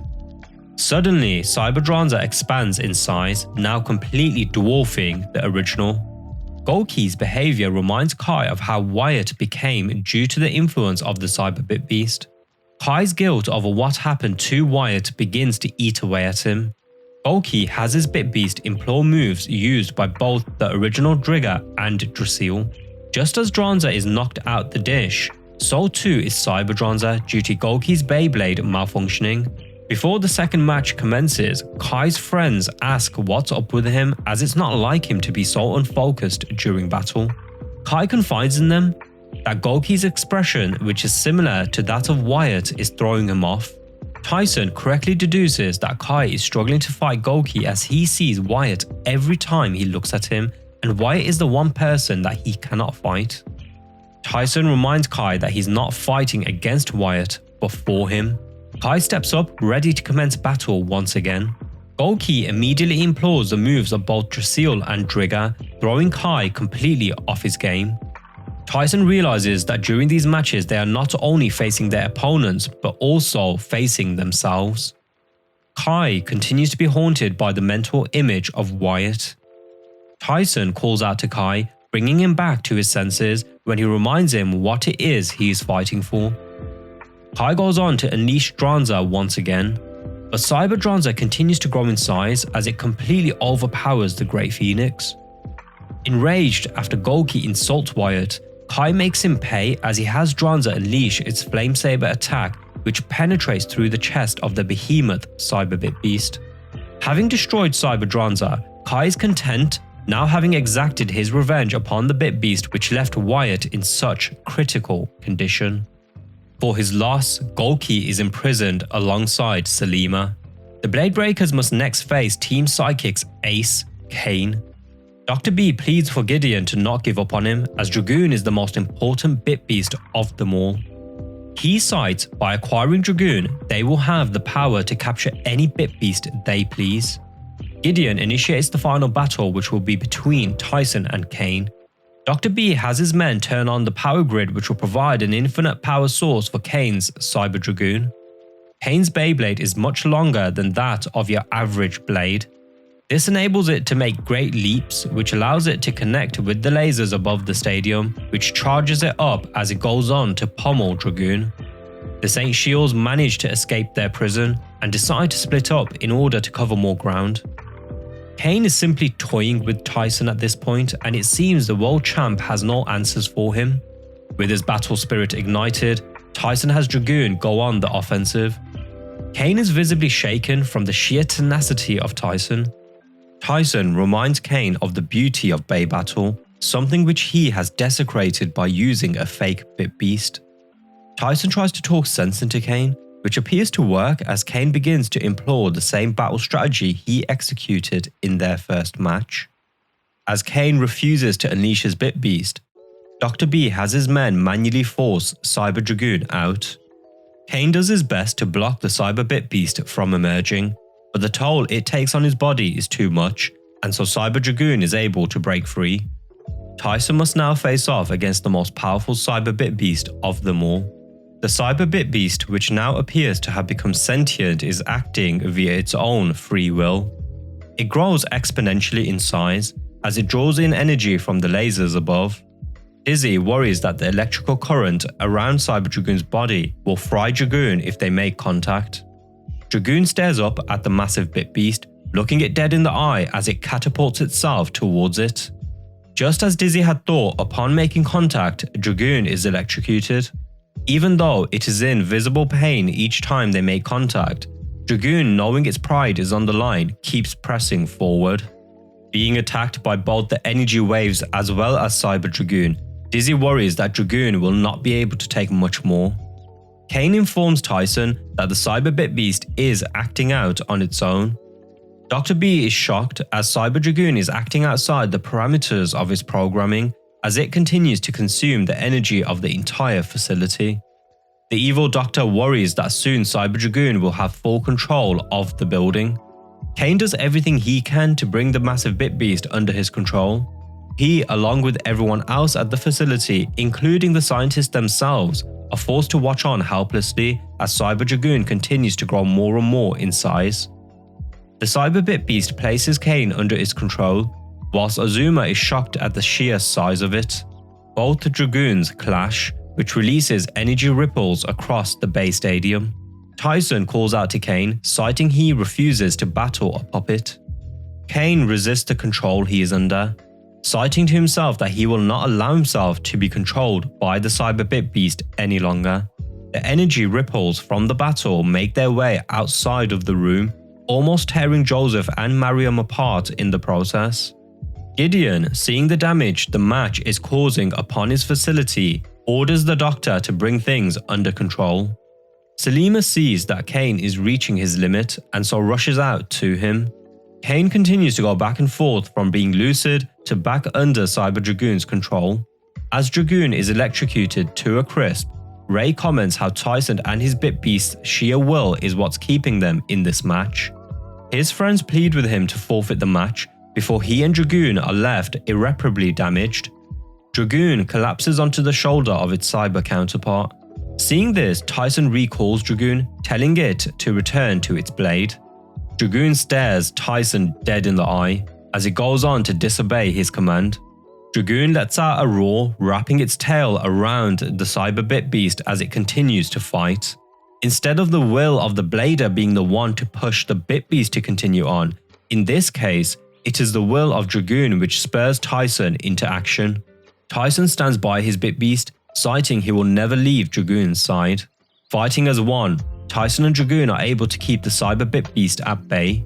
Selima arrives and attempts to bring Kane back to his senses. Kane commands his Bit Beast to attack her, which sends her flying into the distance. Ray runs over to his crush and holds her in his arms. Furious, Tyson tells Kane that he and Dragoon will defeat his Cyber Bit Beast no matter what. Bruised and battered, Dragoon tackles its copy as Azuma arrives to witness the climax of the battle. Cyber Dragoon has Dragoon backed up against a corner as Kane commands it to launch its final attack. Kane reaches his limit, having transferred all his energy to his Bit Beast. Seeing the pain Kane is under, the kids all wonder what to do. Kai tells them the only thing they can do is to believe in Tyson. Seeing Kane collapse, Tyson musters all his might into his Bit Beast, enabling Dragoon to destroy Cyber Dragoon and in the process Kane's Beyblade too. Kenny and the others celebrate, whilst Dr. B and Gideon are left in shock. The damage caused to the building by Cyber Dragoon causes it to collapse. The scientists run off, leaving behind Golki and Jim. Golki carries Jim out the building. Dr. B seems to have lost his mind, as he attempts to speed up the building's collapse. Gideon attempts to stop him, as he seemingly unalives the evil doctor when he pushes him into one of the computers, which causes a heap of rubble to fall down upon the doctor.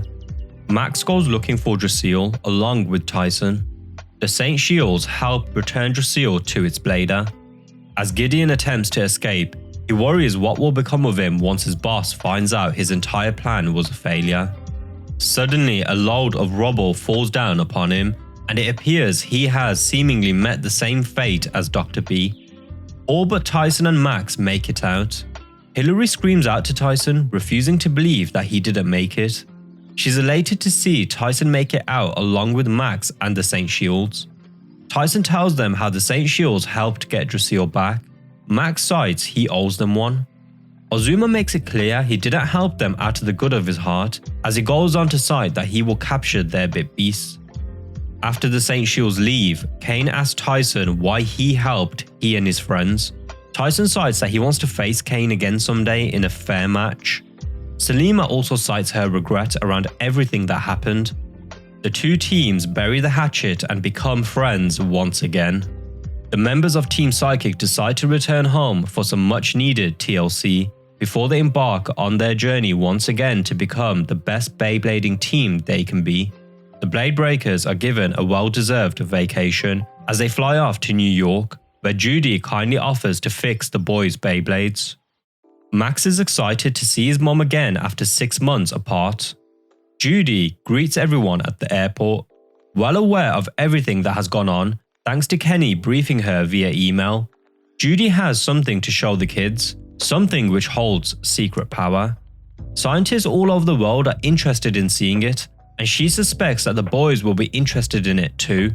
She takes the kids through her research facility, entering into the restricted area, where she shows them an ancient rock which was discovered by archaeologists in the Mexican desert 20 years ago. Only recently has it been declassified, hence she was able to get her hands on it. She makes it clear that this is no ordinary rock. She believes the writing on it date back to a civilization which predates even the ancient Incas. Using a massive robot similar to the one used by Gideon's scientists, she has one of her test bladers face off against it in a bay battle. She cites the robot has been provided with a piece of rock. From its blade emerges an immensely powerful Bit Beast. Judy confirms the rock houses ancient Bit Beasts within it. However, Judy cites that she and her researchers are yet to figure out how they can utilize the power of the rock effectively, as the Bit Beasts residing within it are extremely powerful, which causes the blades they are housed within to become unstable. Judy asks them to keep quiet about the rock, as she worries it may fall into the wrong hands given that the authorities have already begun snooping around. Max recognizes the test blader as his childhood buddy Alan. Max and Alan catch up, reminiscing over their childhood adventures. Max cites how he's always looked up to Alan, and how the competitiveness between them made him the blader he is today. Alan comments how the tables have now turned as Max has gone on to become a world-renowned blader. Although it's clear Alan cherishes Max, it's also evident from his behavior that he holds deep envy towards his childhood best friend. He tells Max that there will be a tournament held at the park the next day. He encourages Max to participate, citing how awesome it would be to face each other in the tournament. Alan cites to himself that he has some unfinished business to attend to first. A group of thieves, led by none other than Alan, infiltrate Judy's research facility and steal the rock. Judy shows the group the fully repaired Dranza and Dracil. Max's dad arrives to help Tyson fix his damaged blade. He gives Tyson a courtesy Beyblade to practice with, whilst Ray and Kai have a friendly practice match. One of Judy's men informs her that the rock has been stolen. As the police give chase to the robbers, lead detective Scott informs Judy that all the evidence points to the rock being stolen by an insider. Max and Taro pursue the robbers. Whilst they are unable to progress any further due to a roadblock, they see Tyson zooming past them on a bike. Detective Scott receives a report that a young man on a bicycle is chasing after the robbers. Tyson catches up to Alan's vehicle. Using his Beyblade, he is able to stop their vehicle, which forces them all to run on foot. As Tyson runs after them, Max, who is nearby, immediately recognizes Alan. Tyson calls out to Max, but the shock of the revelation has Max stunned, which allows Alan to escape. The following day, the group come together and Tyson attempts to cheer Max up. Kenny understands how upset Max must feel, but he decides he must focus on the tournament ahead. The group all wonder as to what Alan's motives were. Kai offers to step in his place, and Max appreciates the gesture, but he declines the offer, citing he wants to find out the reasons for why Alan stole the rock when facing him in the tournament. Max believes he will be able to pull the truth out of his friend by defeating him. Judy shows Max his newly improved Beyblade she calls the Viper. Alan meets with a blonde woman, who provides him a piece of the rock as a prize for bringing it to her. Alan is pleased, now knowing he has a bit beast of his own to even the playing field. Detective Scott, who has been following Alan, gives chase to the blonde woman, but she manages to get away. The tournament begins when Max will be facing off against Alan. Alan promises to tell Max everything, providing he beats him. Things are evenly matched, that is until Alan's blade begins to emit an energy field which slowly drains Dracil. Judy wonders what's going on as Dracil is yet to display even a fraction of its power. Max struggles to focus. Alan shocks everyone when he calls out to his Bit Beast. Unfortunately for Alan, his Bit Beast refuses to reveal itself. The battle subsequently ends in a draw, which means the two must prepare for round 2. Judy and Taro refuse to allow Detective Scott to question Alan. They ask that he places trust in Max's ability to draw out the truth from Alan. She forces Detective Scott to back off when she threatens to drop the charges. The second match commences, and Max is all game this time round as he defeats Alan with relative ease.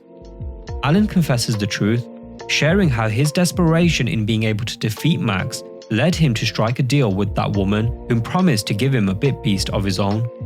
Alan owns up to his mistake and apologizes for his actions.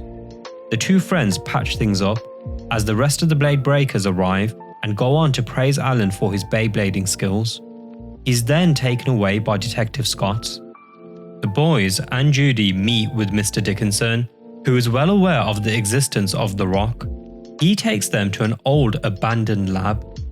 Tyson spots a picture of Mr. D and a red-haired fellow. Mr. D confirms that man was a colleague of his, a colleague whom is none other than Dr. Zagot. They were researching the rock until one day Zagot, who had become obsessed with the rock, stole it and all their research data. Decades later, Mr. D has still found no luck in finding his old colleague. Max believes Zagot to be the one whom orchestrated the theft of the rock. The woman from earlier turns out to be Zagot's head scientist, Dr. K, who's shocked by the number of Bit Beasts residing within the rock. The scientists at Zagot's lab proceed to extract Bit Beasts from the rock. Whilst the rest of the team are helping out at the research facility, Tyson is eager to test out his new upgraded Beyblade, Dragoon V2. Kenny offers to let Tyson test his blade out against him. Kenny's blade, which he now calls Einstein, is able to evade Tyson's attacks. Luckily for Tyson, before Kenny can launch an attack, his Beyblade falls into the water. Kenny stresses to Tyson the importance of practicing with his new blade. The improvements made to it have made Dragoon far more powerful than ever before, which in turn means it will be much harder to control. Ozuma and the rest of his gang appear before Tyson, who's out practicing. Ozuma claims he has come to take Dragoon. He challenges Tyson to a battle. Before the match begins, Tyson asks Ozuma why the four of them are so obsessed with capturing their Bit Beast. Ozuma simply states it is their mission to capture them. They begin their match, whilst Hillary and Kenny continue to worry about Tyson as he's not yet mastered his new Beyblade. Seeing Tyson struggle to control his blade, Hillary calls out to him. With his fighting spirit ignited, he is able to employ his Beyblade's new technique thanks to his new magnetic attack ring. Seeing that their leader is on the back foot, Dunga, Joseph and Mariam launch their blades into the match. They demand he show them his Bit Beast, a request which Tyson declines, knowing that's exactly what they're after in order to capture Dragoon. A boy by the name of Zio intervenes, putting a stop to the match. The Saint Shields leave, and Zio introduces himself. He's shocked to meet the world champion, and the Blade Breakers reconvene at the Granger residence. As they try to figure out why the Saint Shields are trying to capture their Bit Beast, Tyson is otherwise preoccupied reading manga. As Hillary scolds him, she cites he was lucky that Zio intervened when he had. Tyson informs the others how Zio helped him. We find out that Zio informed Tyson earlier that he's a massive fan of his. Tyson was the one who inspired Zio to become a blader, as his dream is to become a world champion just like Tyson. Mr. D and Judy arrive to inform the kids that they have not been able to locate Dr. Zagat.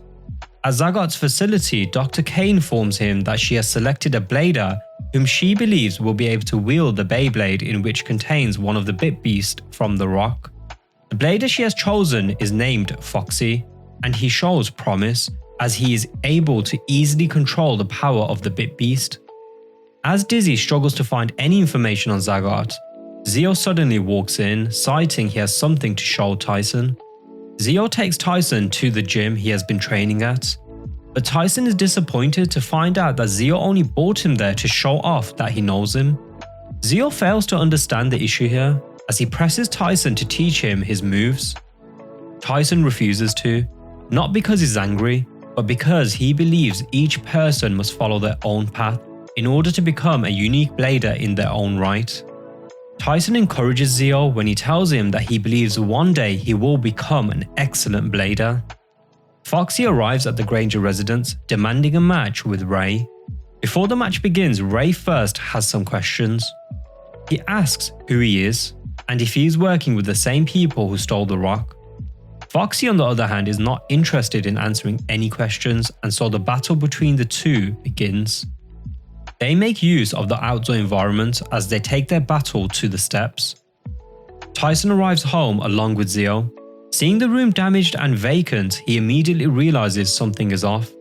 They both make their way outside, where they watch on as Ray is in the heat of battle against Foxy and his ancient Bit Beast. With the ability to duplicate itself, Foxy's Bit Beast has Ray struggling to find answers. Tyson realizes that by stopping the gust of wind produced by Foxy's Beyblade, Ray will be able to locate the real one. Tyson lets Ray know this, which enables him to defeat Foxy. Dr. K is left in shock, while Zagat, broody as always, is unhappy. The Saint Shields, having witnessed the match, wonder where Foxy got his Bit Beast from. Upon analysing the data from the match, Dizzy confirms that the Bit Beast came from the rock. Judy arrives and confirms Dizzy's findings. The group begin to worry for the safety of their Bit Beasts, as it's clear by this point that Zagat is after them. Judy cites that the chances of them winning again is next to zero, as the Bit Beasts residing within that rock are extremely powerful. Zio arrives as Tyson is venting his frustration of he and his crew seemingly always being at the center of some sort of ancient mystery.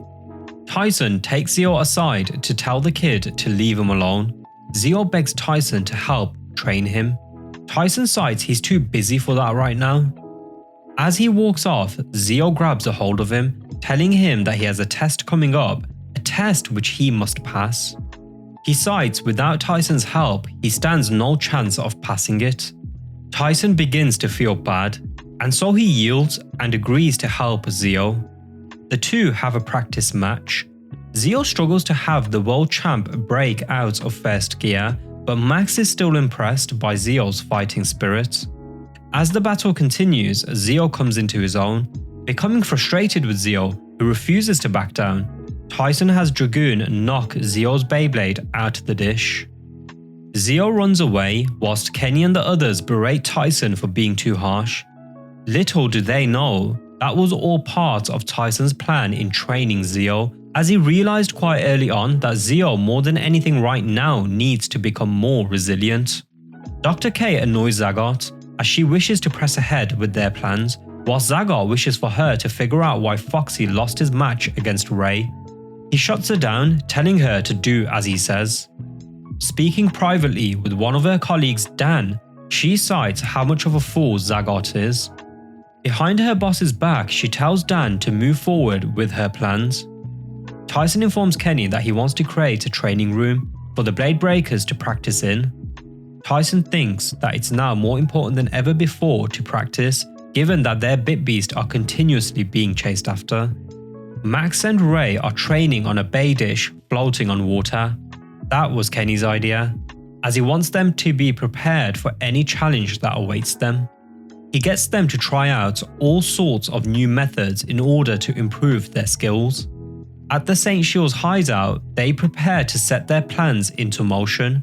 They resolve to capture the Blade Breakers Bit Beast, as it has been made apparent to them with the appearance of the ancient Bit Beast, if they do not capture the 4 sacred Bit Beasts, then someone else eventually will. When he asks Zeo why he's out training, the naive young man takes this as Tyson speaking down to him. He cites that Tyson must think that he will never be able to match him in skill. Tyson actually concurs this, which only further aggravates Zeo. Zeo attempts to prove himself by completing the obstacle course he had set out for himself. He's shocked to see that he has little to no issues traversing the maze of cans. It turns out that this was all part of Tyson's plan, as he realized a while back that questioning Zeo's ability and not needlessly praising him actually brings out the best in him. Tyson offers Zeo the opportunity to face him once again. During their match, Tyson sees how Zeo refuses to back down, which proves to him that Zeo has what it takes to be world champ one day. Zeo finally gets the praise he was after, as Tyson cites he will have no issues passing his test and that he will be present to cheer him on. The Blade Breakers minus Kai watch Zeo as he passes his test with flying colours. The Blade Breakers are informed by Mr. D that his researchers have found scriptures which match the writing style of what is written on the rock. His research took him to a remote location where the language on the inscriptions are used. The language is used by a particular sect of people, a group of people whom wear the same attire as the St. Shields. It was in fact their ancestors whom sealed the Bit Beasts within the rock. Joseph appears before the group, and Tyson demands to speak with Ozuma. He offers to strike a deal, in which if he wins a bay battle against them, Ozuma must tell him the truth behind the rock. Confident that his team will win, Ozuma decides to tell Tyson everything. He explains how 10,000 years ago, the sacred spirits were the source of all the blessing found on planet Earth. When droughts would ravage the earth, the spirits would bring water down upon the lands. The people of Earth both respected and feared the sacred spirits. But there was a sect of evil people who yearned to place the spirits under their control using devices that are known today as Beyblades. Ozuma's ancestors sought to foil their plans and found a method to seal the Bit Beast within a rock. However, there were 4 unique spirits, whom were the strongest of them all, which his ancestors were unable to seal. The Evil Brotherhood used these 4 sacred spirits to exact their revenge. These spirits are known today as Dragoon, Dronza, Drigger and Drasil. Combined, the four spirits were unstoppable, so his ancestors were unable to stand up against their might. Tyson refuses to hand over their Bit Beasts. He disagrees with holding their Bit Beasts accountable for something which happened thousands of years ago. Ray steps up to take on Dunga. Ray is unable to make a dent in Dunga's new and improved blade. Dizzy confirms that Dunga has added a new defense ring to his Beyblade. He unleashes Vortex Ape, forcing Ray to call upon Drigger. Drigger is no match for Dunga's Bit Beast. Having lost the match and so too his Bit Beast, Ray falls to his knees in shock.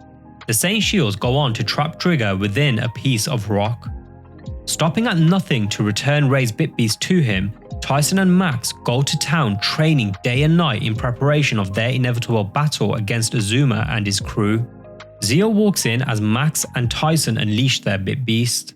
Seeing a Bit Beast for the first time, Zio is excited beyond belief. Zio tells them how he wants to have a Bit Beast of his own too, but Kai tells him he needs to focus on developing his skills first, as he's not ready for one yet. The Blade Breakers have no time to babysit Zio, so they do not allow him to join them. Desperate for a Bit Beast of his own, Zio wonders where he can find one. He ponders on what Kai meant when he told him he would be unable to handle one. He doesn't understand why they won't tell him what a Bit Beast is, as it's not like he plans to take them or anything. Danny walks in on Dr. K, attempting to extract another Bit Beast. He cites how their boss will not be happy, but she goes ahead with it anyways. She has one of her bladers called Net go after Tyson's Dragoon with his newly extracted Bit Beast. Tyson, late as always, rushes to meet with Mr. D so they can make their way to a local tournament. Zio spots him and decides to follow. Net stops Tyson in his tracks. The two commence battle as Zio watches on. Net confuses Tyson when he halts their match by running into a nearby abandoned building. Tyson follows him in and they resume the match. It turns out the reason Net lured him into the room is for Dr. K to be able to monitor the match via the CCTV cameras within the room. In order to force Tyson to unleash Dragoon, Net calls upon his ancient spider Bit Beast. Dragoon completely overpowers it, but Net appears to be unfazed as he commands his Bit Beast to tie up Dragoon using its web. Zio steps in to help his friend. In response, Net sends Zio's blade flying. It appears the writing is on the wall for Tyson as his Bit Beast is on the cusp of being defeated. Upon seeing how injured Zio is from Net's earlier attack, Tyson becomes enraged, which powers up Dragoon, enabling it to defeat Net's Bit Beast. After he tends to Zio, he rushes off to the event just in the nick of time. Zio apologizes to the Blade Breakers for his behavior. He cites that he now realizes that Bit Beasts aren't a plaything and should be respected. He adds how he thought a Bit Beast would make him one of them. Kai informs him that he doesn't need a Bit Beast as he already considers Zio one of them. Ray then asks Zio to help him train. Late into the night, Kai is out training. Max, who also happens to be taking a late night stroll, sees Kai.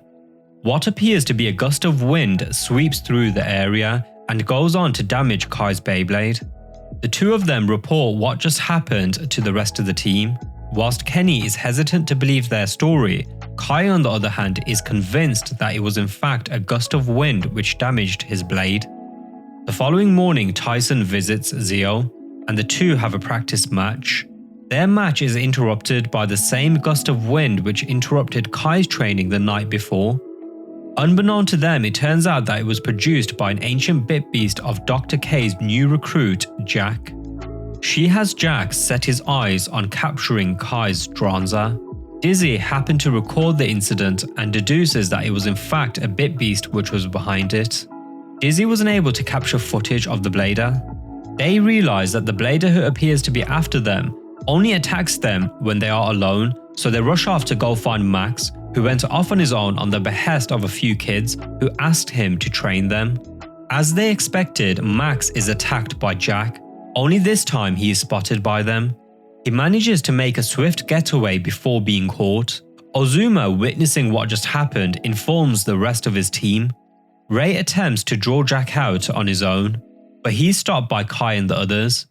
Dr. K readies Jack to attack Kai, but he must first wait for the sun to set. Kai goes from being the hunted to the hunter as he seeks out Jack. Jack reveals himself and both get ready to battle as the Blade Breakers watch on whilst in the shadows the Saint Shields observe too. Jack's Bit Beast tears into Kai's Beyblade, damaging its attack ring. Hillary and the others wonder as to why Kai hasn't unleashed Dronza yet. Ray believes that Kai must have realized in order for them to steal Dronza, he must first unveil it. But it turns out Kai is just stalling until he can see Jack's Bit Beast.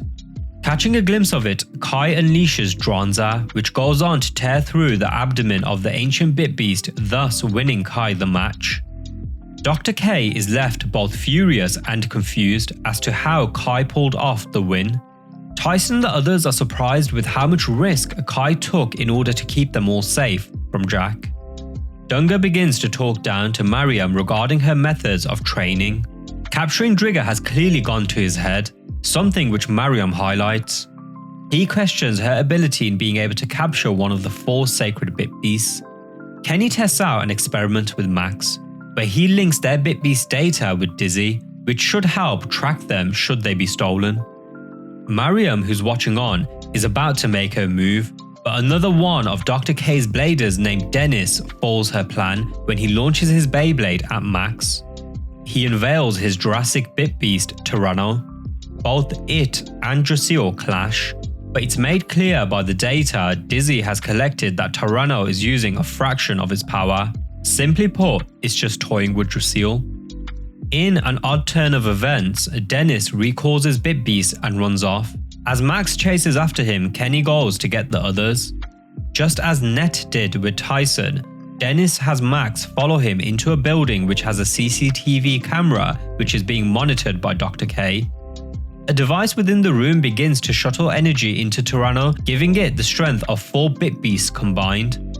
Desperate to capture Dracil, Dr. K has Danny hit Tyranno with another surge of energy.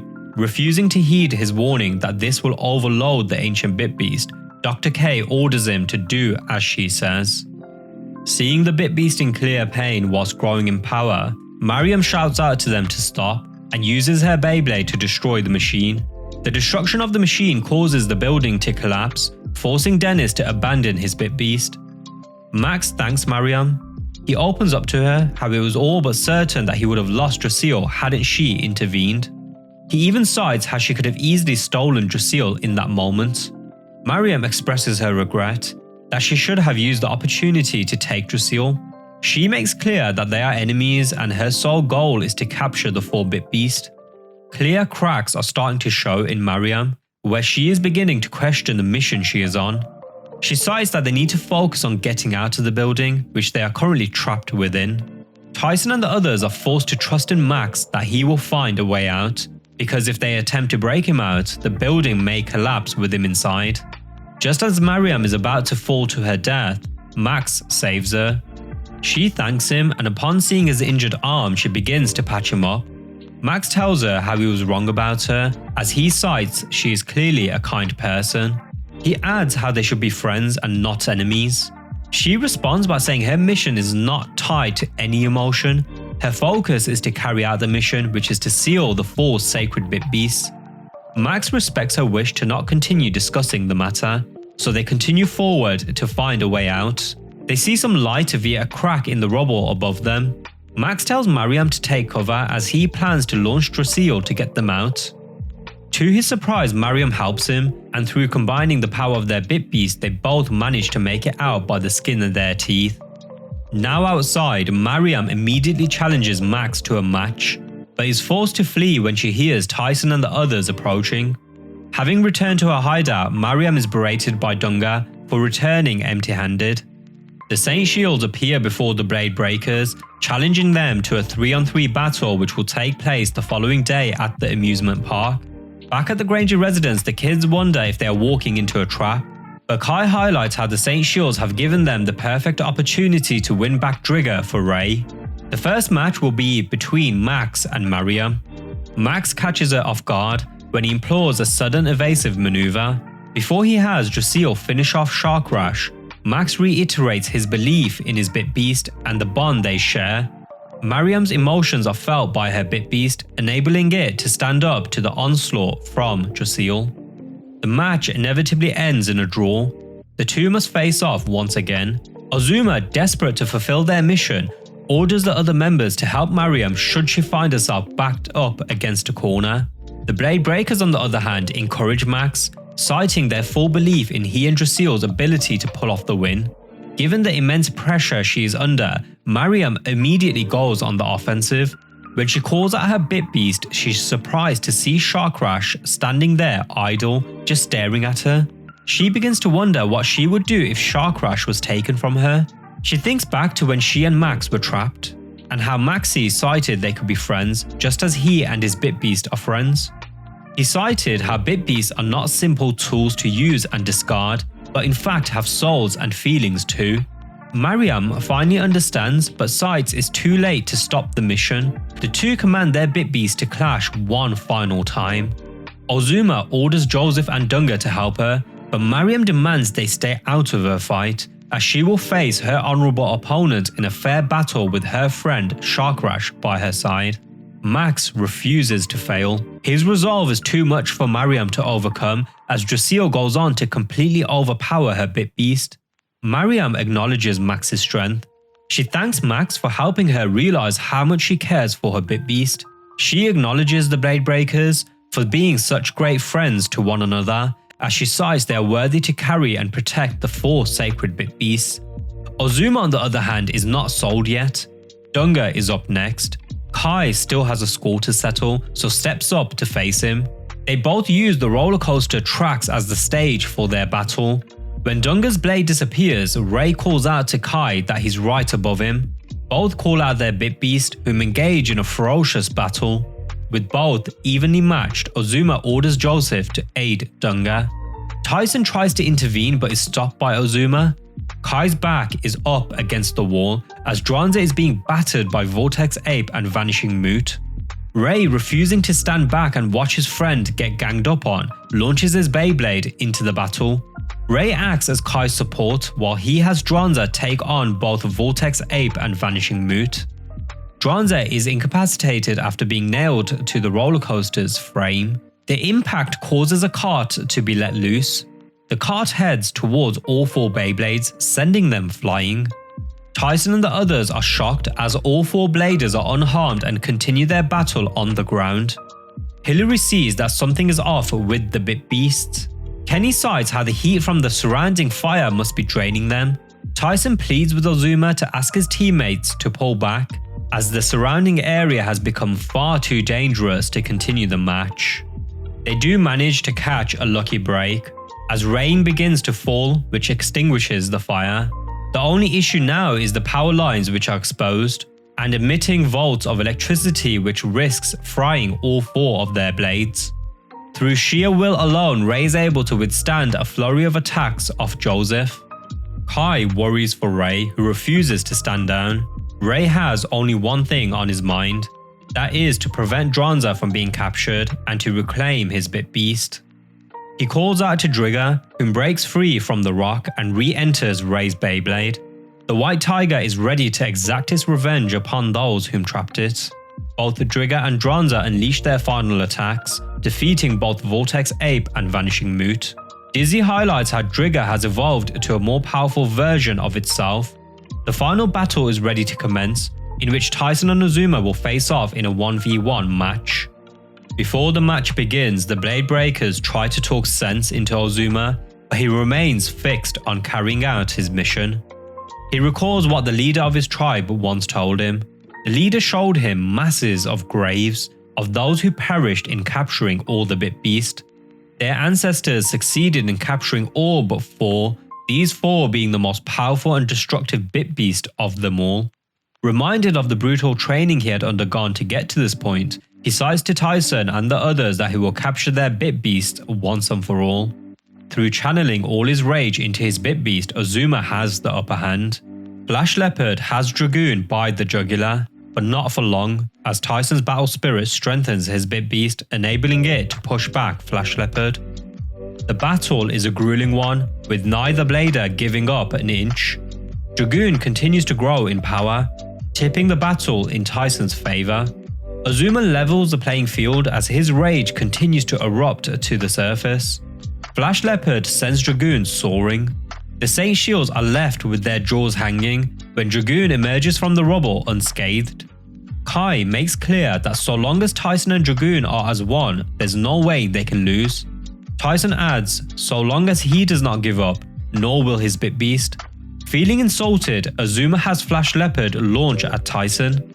Both Bit Beast clash once again, and the Saint Shields now worry for their leader as he appears to have lost it. He continues to have his Bit Beast batter Dragoon. Soon Dragoon is completely engulfed in flames. Dunga calls out to Azuma to stop, as Flash Leopard is clearly at its limit and pushing it anymore could end up hurting it. Tyson's friends call out for him to stop the match, but Tyson refuses to.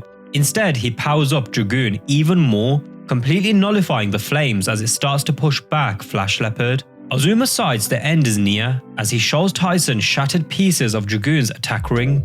Dragoon suddenly begins to speak with Tyson, just as it once did when he faced off against Tala and Wahlberg. Dragoon asks Tyson if he wishes to give up. Tyson cites he will see their match through to its end, adding how they are friends and have been through too much together to give up now. Dragoon concurs this, citing that they will be friends forever. Tyson informs Azuma that he's going to see their match through to its conclusion. Kai backs Tyson all the way and convinces the others to have faith in him too. The Saint Shields also support their leader, but ask that he not push Flash Leopard too hard. Both bladers have their Bit Beast launch their ultimate attacks, which ends the match in a tie, and both bladers are rendered unconscious. When they come to, Azuma finally acknowledges that the sacred Bit Beasts are in good hands. The Saint Shields all give their blessings to the Blade Breakers. Tyson and Azuma agree to face one another again someday, but this time not as enemies but friends. Now, with one less group after them, the Blade Breakers must ready themselves for whatever Zagot and Dr. K throw their way. Danny reports to Dr. K that the Saint Shields have given up on their quest to capture the sacred Bit Beast. He introduces her to Denny, who will be given Clarken, the most powerful Bit Beast they have extracted from the rock. At a remote location, both Tyson and Kai are getting in some training. Kenny gives Ray a special magnetic weight disc. The disc gives Drigger the ability to move at astounding speeds. Kenny lets the others know that their new weight discs are being worked on as they speak, so will be ready soon. Zio arrives to let the others know that he has received a special invite to participate at the World Championships. Zio doubts his abilities, so the others encourage him to participate in the tournament as they believe he has the skills to make it to the finals. Kenny gives Zio a special launcher, which calculates the RPM generated when the ripcord is pulled. Zio generates 29,560 RPM, which is above the 19 to 20k average. Tyson, on the other hand, demonstrates his launch speed, which is calculated at 50,000 RPM. Having seen the gap between he and Tyson, Zio now realizes what he's up against. Denny arrives and has them chase after him. Ray steps up to teach Denny a lesson. Seeing Clarken, Zio asks if it is a Bit Beast from the rock. Hillary and Kenny bring him up to speed. They also wonder why the leader of the organization is after their Bit Beast when he has so many at his disposal via the rock. Denny has Ray's back up against the corner when he launches his second Beyblade into the match. Drigger, now facing off against two Bit Beasts, struggles. Whilst the Blade Breakers are preoccupied saving Hillary, who is hanging on for dear life on a cliff edge, Zio jumps in to lend Ray a hand. Zio's Beyblade is completely destroyed, which enrages Ray. Drigger is able to overpower and defeat both Bit Beasts. Dr. K arrives on the boat to retrieve Denny. She's shocked to see Zio there. This begs the question, how does she know Zio and what is her relation to him? The Blade Breakers make their way to the World Championship tournament in which they will participate as the reigning defending champions. Kenny clarifies that in this year's tournament, each participant must pair up with a buddy, as each match, including the finals, will be a 2-on-2 match. The Blade Breakers watch on as Zio wins his match and moves on to the next stages of the tournament. What Dr. K has been doing behind Zagot's back is finally brought to his attention. He catches her in the act and shuts down her operation. He berates and then fires her. Zio is over the moon to share the news of his progress within the tournament. He rushes over to his father, who turns out to be none other than Dr. Zagot. Dr. Z is cold towards him, as the family butler reassures Zio that his father simply had a busy day and must be tired. Zio spots Dr. K at his home, venting to his father for terminating her employment. Zio deduces that it must have been his father all along who has been trying to steal the Blade Breakers' bit beasts. Zio is caught watching them. Before she leaves, Dr. K laughs at her old boss, citing how oblivious he is to the fact that his son is friends with the very kids whose bit beasts he is trying to steal. Dr. Z scolds Zio and tells him to sever ties with the Blade Breakers. He hands Zio a Beyblade, which contains the most powerful bit beast in the world, named Cerberus. Zio refuses to fight his friends, leaving Dr. Z no choice but to tell Zio the truth. The truth is, the reason he is after the full sacred bit beast is for Zio. Their butler attempts to talk Dr. Z out of telling his son the truth. Dr. Z asks his butler to trust in him, as now is the time for Zio to find out the truth. We as viewers are not privy to the details of this conversation until much later, and when I say much later I mean the last episode, but based on Zio's reaction so far, it's evident that the news he was given shook him to his core. The following day, Zio's partner tells the Blade Breakers that he never turned up and has cleared out his locker. Still reeling, Zio is seen walking as he tries to clear his head. He's left with an impossible situation where he feels if he told Tyson the truth, he would be an outcast, while simultaneously destroying his relationship with his father. Tyson and the others spot him. Zio, overcome with emotion, tells them that they are now enemies as he runs home asking his father for his Beyblade. Dr. Z is proud of his son for obeying his wishes and for understanding why he must capture all 4 bit beasts. But before anything, Zio must first learn to control Cerberus. Even after numerous failed attempts, Zio refuses to give up. Tyson is deep in thought, wondering as to what is going on with Zio. Hillary arrives with a bunch of fortune-telling books. This is to help the Blade Breakers pick the right pairings for the tournament. Dizzy cites, based on her data, Tyson and Max should pair up, and Kai should pair up with Ray. Kai meets a pair whom refer to themselves as King and Queen. They challenge him to a match.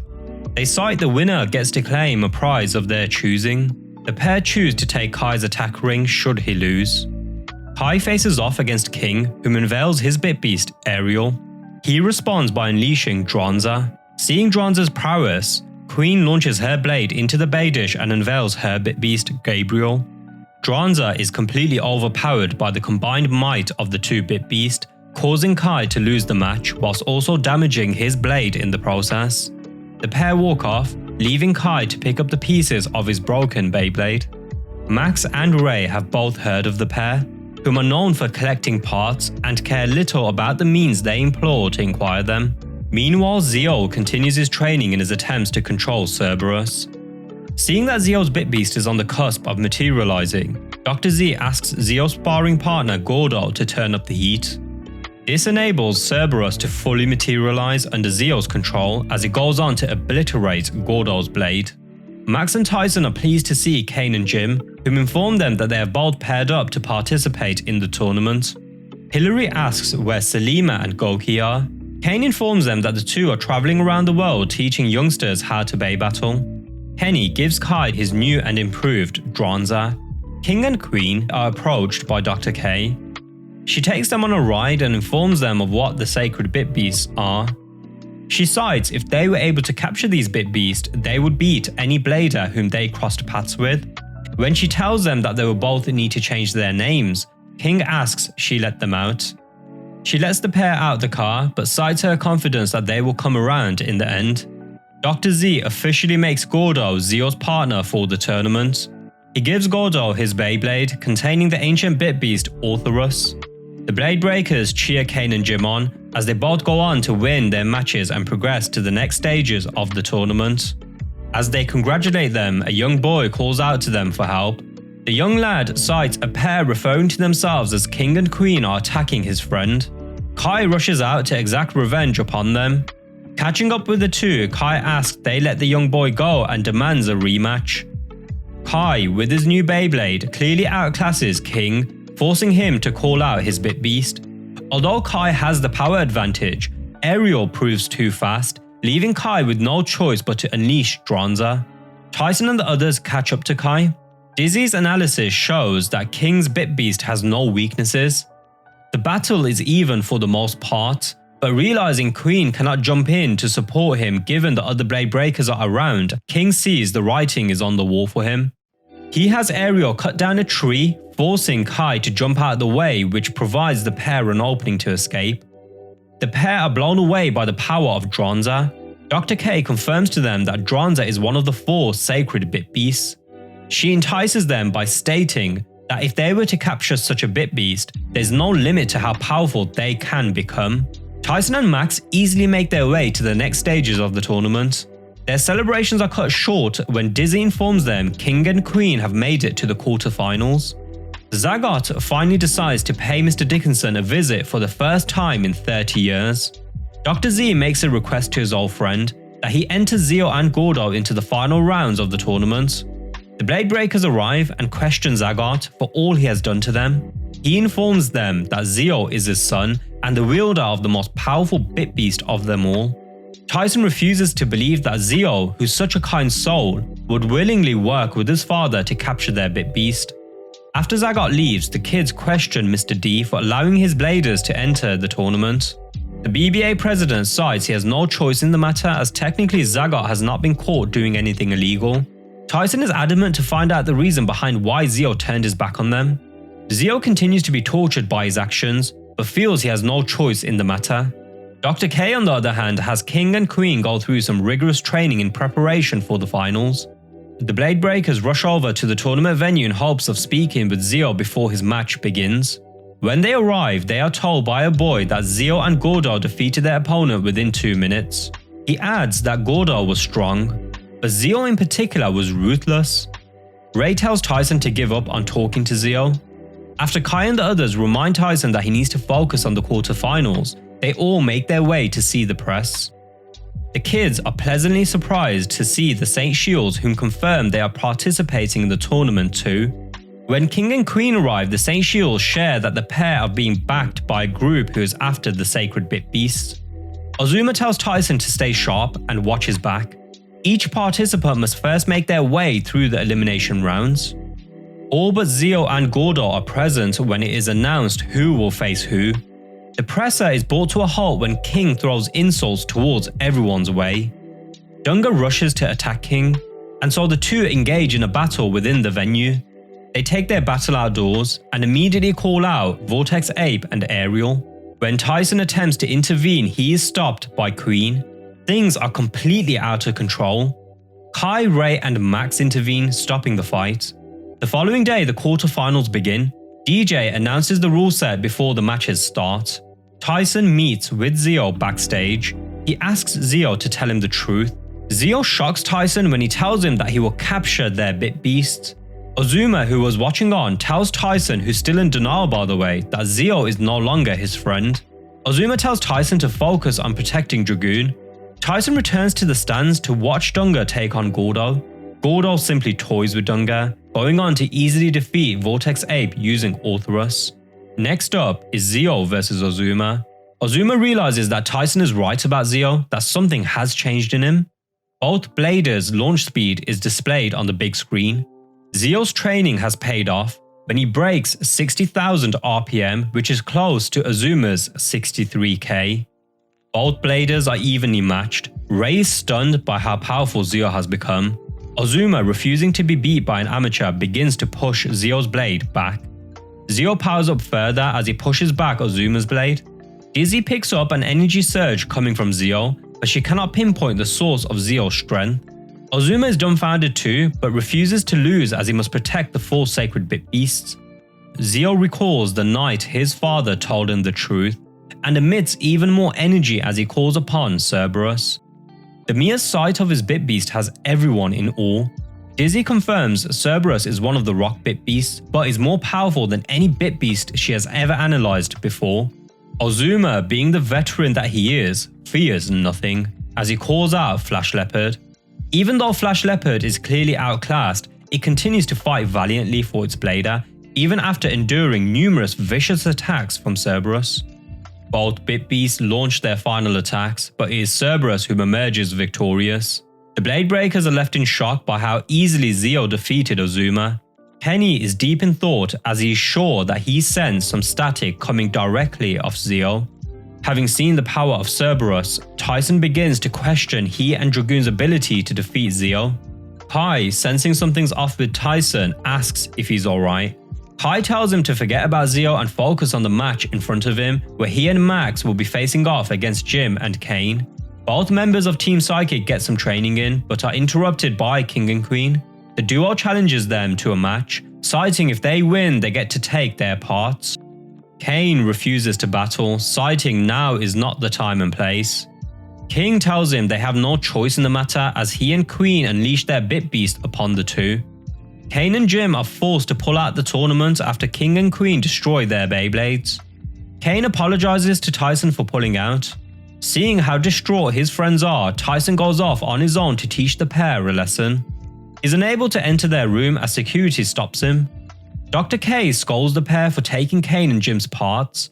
She forbids them from pulling such a stunt again, as they risk being disqualified should they be caught. The rebellious pair tell her to back off. They assure her that they will defeat Mariam and Joseph, whom they will be facing next. Before the next match begins, DJ announces that Tyson and Max will be progressing to the semi-final round, as their opponents have had to pull out. Mariam takes on Queen. The magnetic field generated by the base stadium prevents the two blades from clashing. Using Shock Rush, Mariam is able to overcome the pull of the base stadium, but Queen is unfazed as she calls out Gabriel. Tournament rules will not stop these delinquents from cheating, as King launches Ariel into the base stadium. Mr. Dickinson is about to have the match called off, but Joseph asks he not. He jumps in to help her sister. The Blade Breakers along with Azuma and Dunga plead with Mr. Dickinson to let the match go on. Mr. D convinces the officials to allow the match to continue. King and Queen power up each other's Beyblades as they go on to completely destroy Mariam's blade. They both then set their sights on Joseph. Vanishing Moot is completely overpowered, forcing Joseph to watch on as the pair destroy his Beyblade too.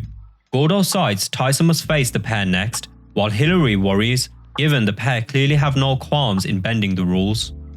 Kai and Ray manage to progress to the next stages of the tournament after they defeat Marco and Sanchez. At the Blade Breakers locker room, Judy pays them a visit and hands Max an improved version of Drasil. Kenny gives Tyson an improved version of Dragoon, whilst Dr. K gives Queen a new attack ring which she calls the Shredder. Seeing Jim and Kane in the stands, Tyson and Max are raring to get revenge for them. Max immediately becomes frustrated with the speed difference between their blades. He rushes in and Drasil pays the price as Queen's new attack ring rips off pieces of Max's blade. Tyson reminds Max what they are fighting for and how he overcame harder situations in the past. Max comes up with a countermeasure. He gives her a taste of her own medicine by causing her Beyblade to counterspin, shredding itself in the process. Dr. K berates the pair, so King throws her attack ring back at her, citing her flawed part is what led to Queen's loss. Tyson faces off against King.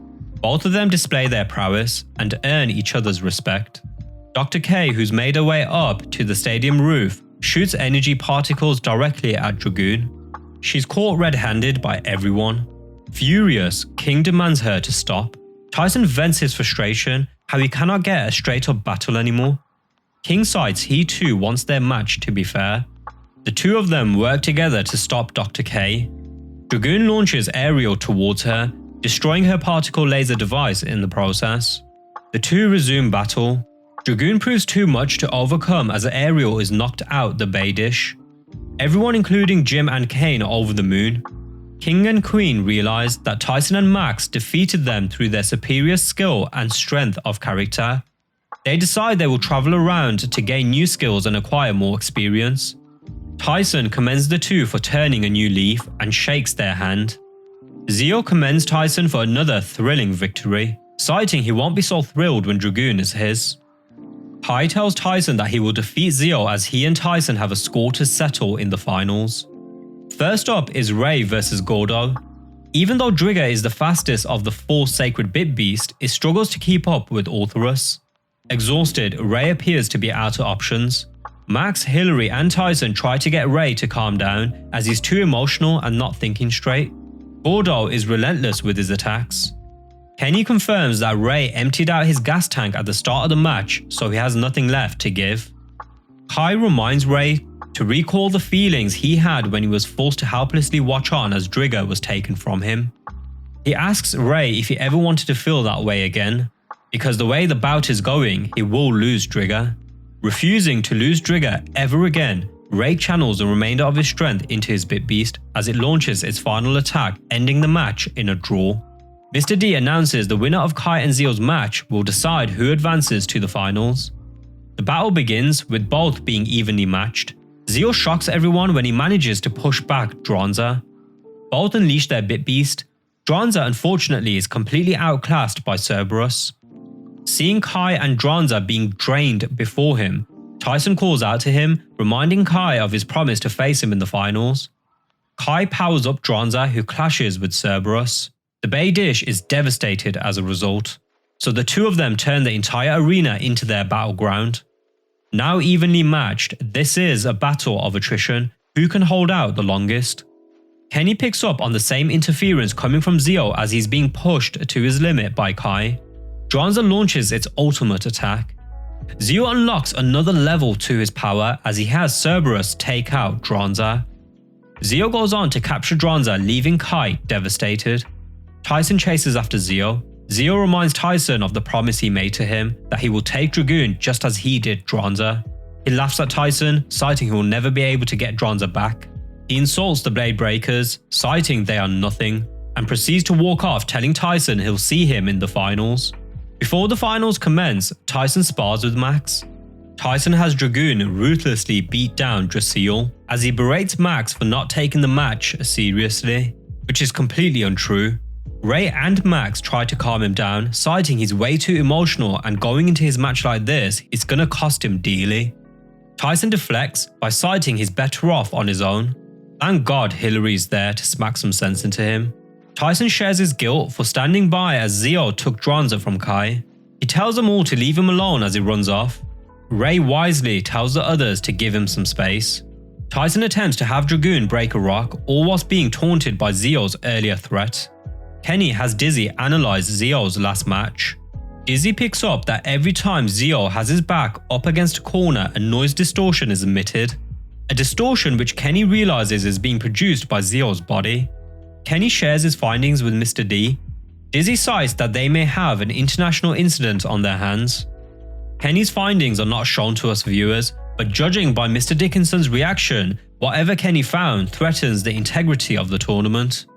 Mr. D believes he may know the reason behind why Zagot had Zeo enter the tournament, but he would need to gather some evidence first. Mr. D asks until he says otherwise, they should keep this between the two of them.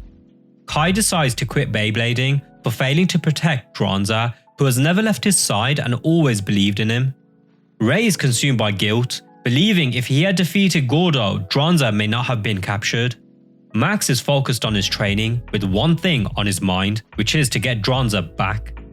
Hillary watches on as Ray and Max spar with a level of focus that she has not seen from them before. She goes to see how Kai is holding up. She tries to raise his spirits, citing that the others will get Dronza back for him. Kai tells her to leave him be, as he dramatically cites he has quit Beyblading. Hillary tells him that his team needs his support, reminding him how he was integral in igniting Ray's battle spirit when he needed it the most during his match against Gordo. Kai continues to walk off, but it's clear Hillary's words did not fall on deaf ears. She hears Tyson scream out Zeo's name. Worried about him, she goes looking for him along with Ray and Max. The trio have no luck in finding him. Tyson makes his way to the arena where he speaks with one of the staff. Tyson shares that he's nervous for his upcoming match. Alone in the arena, Tyson recalls all the grueling matches his friends had endured to make it to the finals. Realizing that so long as the Blade Breakers have each other, they can overcome any odds, regardless of how much they are stacked against them. Kai arrives and asks Tyson, in his current state, does he really think he'll be able to win? Kai offers to be Tyson's opponent. The two launch their Beyblades into the dish. Even without Dronza, Kai easily knocks Dragoon out of the dish. Kai reminds Tyson that millions have tried and failed to get to where he is, going on to tell him that he will demonstrate the power of what Tyson is up against. The rest of the team arrive to cheer Tyson on. Knowing he has Kai and the rest of his team by his side, Tyson's focus is back on the match. The winner of their match is not shown, but what's important is that Tyson's head is now clear. Before the final match commences, Kenny catches up with Mr. Dickinson. Kenny asks him if he had any luck gathering the evidence he was after. Mr. D advises the only way to get to the bottom of what's going on with Zeo is to ask Zagat himself. The crowd is pumped for the finals to begin. Tyson must face Gordo, whilst Max must face Zeo. The match between Tyson and Gordo begins. Tyson is not playing any games, as he launches Dragoon at over 70,000 RPM. Right from the get-go, Tyson goes all out, as Hillary and the others worry that he too will end up emptying his gas tank way too early, just as Ray did. Kai highlights how Gordo's blade has received upgrades since his last match with Ray. Orthoros freezes Dragoon solid. Defenseless, Dragoon takes a heavy beating. Refusing to lose, Tyson powers up Dragoon, enabling it to break free of the ice. Dragoon completely overpowers Orthoros, thus winning Tyson the match. Next up is Zeo versus Max. Max, just as Tyson did, goes all out. Maxi, like Ray, really does shine in pressure tournament settings. But Zeo, who's still calm as a button, unleashes Cerberus, who now wields the power of the Red Phoenix. Yet Max still pushes Zeo to the brink, as Kenny, who's monitoring Zeo, worries that he is in danger. Max is relentless in his offensive pursuit to take out Cerberus and retrieve Dronza. Kenny and Mr. D confront Zagat. He confirms their suspicion that Zeo is in fact a machine. Kenny pleads with Zagat to pull Zeo out of the match. Zagat cites Zeo is no longer under his control and fighting for himself. Max has Drasil unleash its ultimate attack. Zeo summons the power of Dronza, which is assimilated into Cerberus, fusing the two bit beasts into one. Drasil is pushed back and defeated by Cerberus. Zeo goes on to steal Drasil, much to the shock of Max, Judy, the Saint Shields and the rest of his friends. The winner of the tournament will be decided by a tiebreaker between Tyson and Zeo. Tyson must now face the already unstoppable Cerberus, which now wields the power of both Dronza and Drasil. Kenny informs the others that Zeo is not a human, citing that he's in fact a robot. Right before Tyson's eyes, Zeo begins to malfunction as his forearm explodes. The shock does not last long for Tyson, who immediately begins to worry about Zeo, asking if he's okay.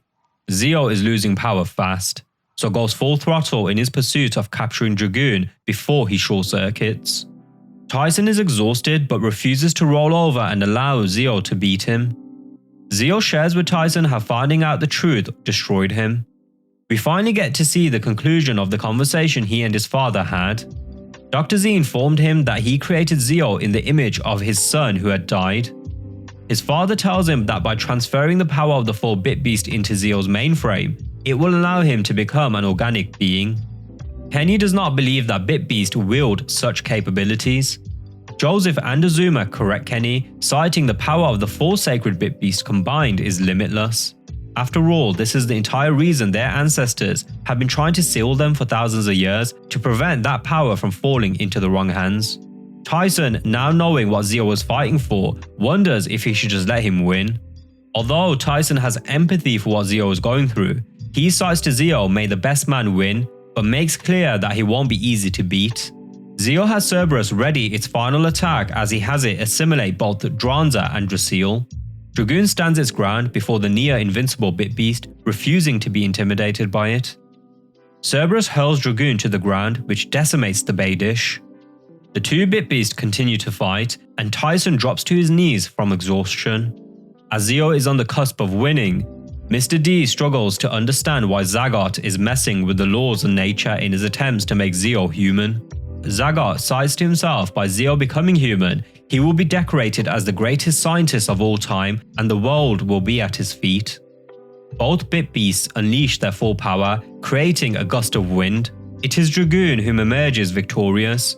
DJ announces Tyson as the two-time world champion. Drons and Dracio return back to their respective Beyblades. Seeing how distraught Zeo is, Tyson reminds Zeo of his talent. Zeo cites he will always be a robot, but Tyson tells him, so what? Being a robot after all will allow him to do things that humans never could. Tyson reminds him of how much they have in common, which includes their shared passion for Beyblading. Zeo's spirits are lifted, and Tyson asks if he's ready to take him on again. The finale ends with Tyson acknowledging how having Dragoon by his side makes him a great blader, but by having friends by his side makes him happy, and that's what's most important. And that, ladies and gents, marks the end of this second season of Beyblade. Before I share my overall thoughts, I just wanted to thank those of you who watched up to this point. If you would like to see more videos like this, please do like the video and subscribe to the channel. Okay, so let's start with Hillary. Let me ask you all a question. Did any of you like Hillary as a character in the beginning? I for one did not, but as the season progressed, she grew on me. I would argue from a character development perspective, she grew the most out of any character this season. I mean, she started out as a brash, unlikable goody two-shoes, but as episodes went on, she became more deeply intertwined with the events that were happening around the Blade Breakers, and she provided an essential support role for the group. Without her training plan, would the Blade Breakers have ever mastered the additional spin their Beyblades received from their new ripcords? This was essential for the boys' preparation leading up to their match against Team Psychic. She also acted as a glue for them when the group became fractured. I lost count of the numerous times she intervened when Tyson would lose his bottle. Even when Kai was down in the dumps ready to hang his coat, she reminded him of how essential he is to the team. This led Kai to help Tyson come back to his senses in the lead up to the final battle against Zeo. On that note, let's talk about Tyson. I'm unsure how I feel about him this season. It was already established in the first season that he wears his heart on his sleeve, but this season it just felt like he was in an infinite loop of befriending a new ally whom then betrays him, leading him to then lash out. Barring Kai, I would say by and large the Blade Breakers didn't develop much as characters. Being the lone wolf that he is, it was awesome to see how much he cared for Wyatt. I mean, look at how integral he was in helping Ray during his match with Gordo, as well as helping Tyson in his preparation for his match against Zeo. He even showed a softer side to himself when he opted to go with Kenny and Hillary in order to protect them when they were all trapped on Gideon's Island. I really enjoyed the Saint Shield's overarching narrative, especially how they were integrated into the final arc.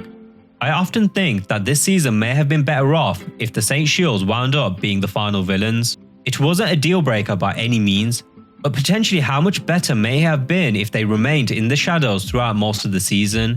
We would get to see them working in the background over the course of the season as the Blade Breakers slowly uncover the mystery behind this group and their motives.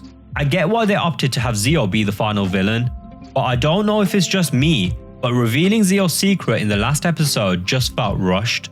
Zeo being a robot is a huge reveal, which I for one would have liked a few episodes to digest.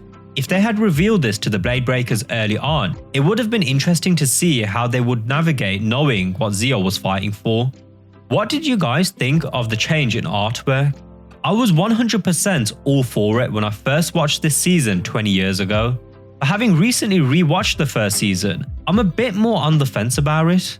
The art style by and large I prefer more this season. The one thing I would say the original season does better is the animation of the Beyblades. I mean, look at this. The way the Beyblades were animated in the first season really gave off a sense of them moving at insane speeds. Even the sound design aided in this sense of them moving at velocity. The drawbacks to the style in which the Beyblades were animated in the first season was that they lacked detail. We wouldn't get to see the smaller, intricate details of an upgraded Beyblade, whereas in V-Force, much more detail was visible during battle. I will forever dislike the sound design used of the Beyblades clashing in V-Force. It just sounds like two pieces of cheap plastic colliding against one another. I do prefer the designs of the Bit Beast this season though. Like the Beyblades, there's so much more detail to them. I'm not gonna lie, that glow they had in the original season looked awesome, and I found myself missing it at times. All of this is preference and by no means a deal breaker. Which art style do you prefer? I'd be interested to hear your thoughts below. After recently rewatching V-Force, it confirmed my thoughts that this franchise's strengths are in its high stakes tournament setting. The tournaments in this season were more of an afterthought compared to the previous season and the next season. Those seasons wove the tournaments much more into the overarching story, which added to the stakes. But you know what? What made V-Force memorable for me was its focus on the Bit Beasts as a whole.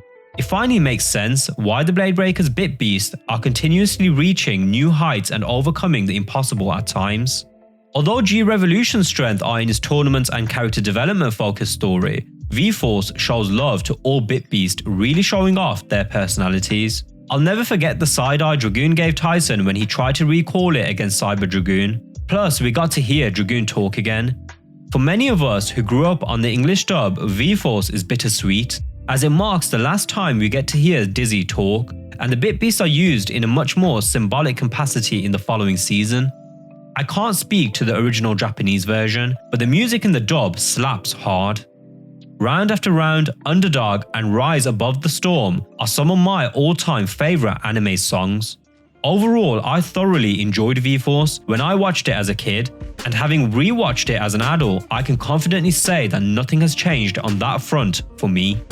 As always, if you enjoy this sort of content and would like to see more videos like this, please do like the video and subscribe to the channel. On that note, I will see you on the next one. This is Ray, signing off. Peace.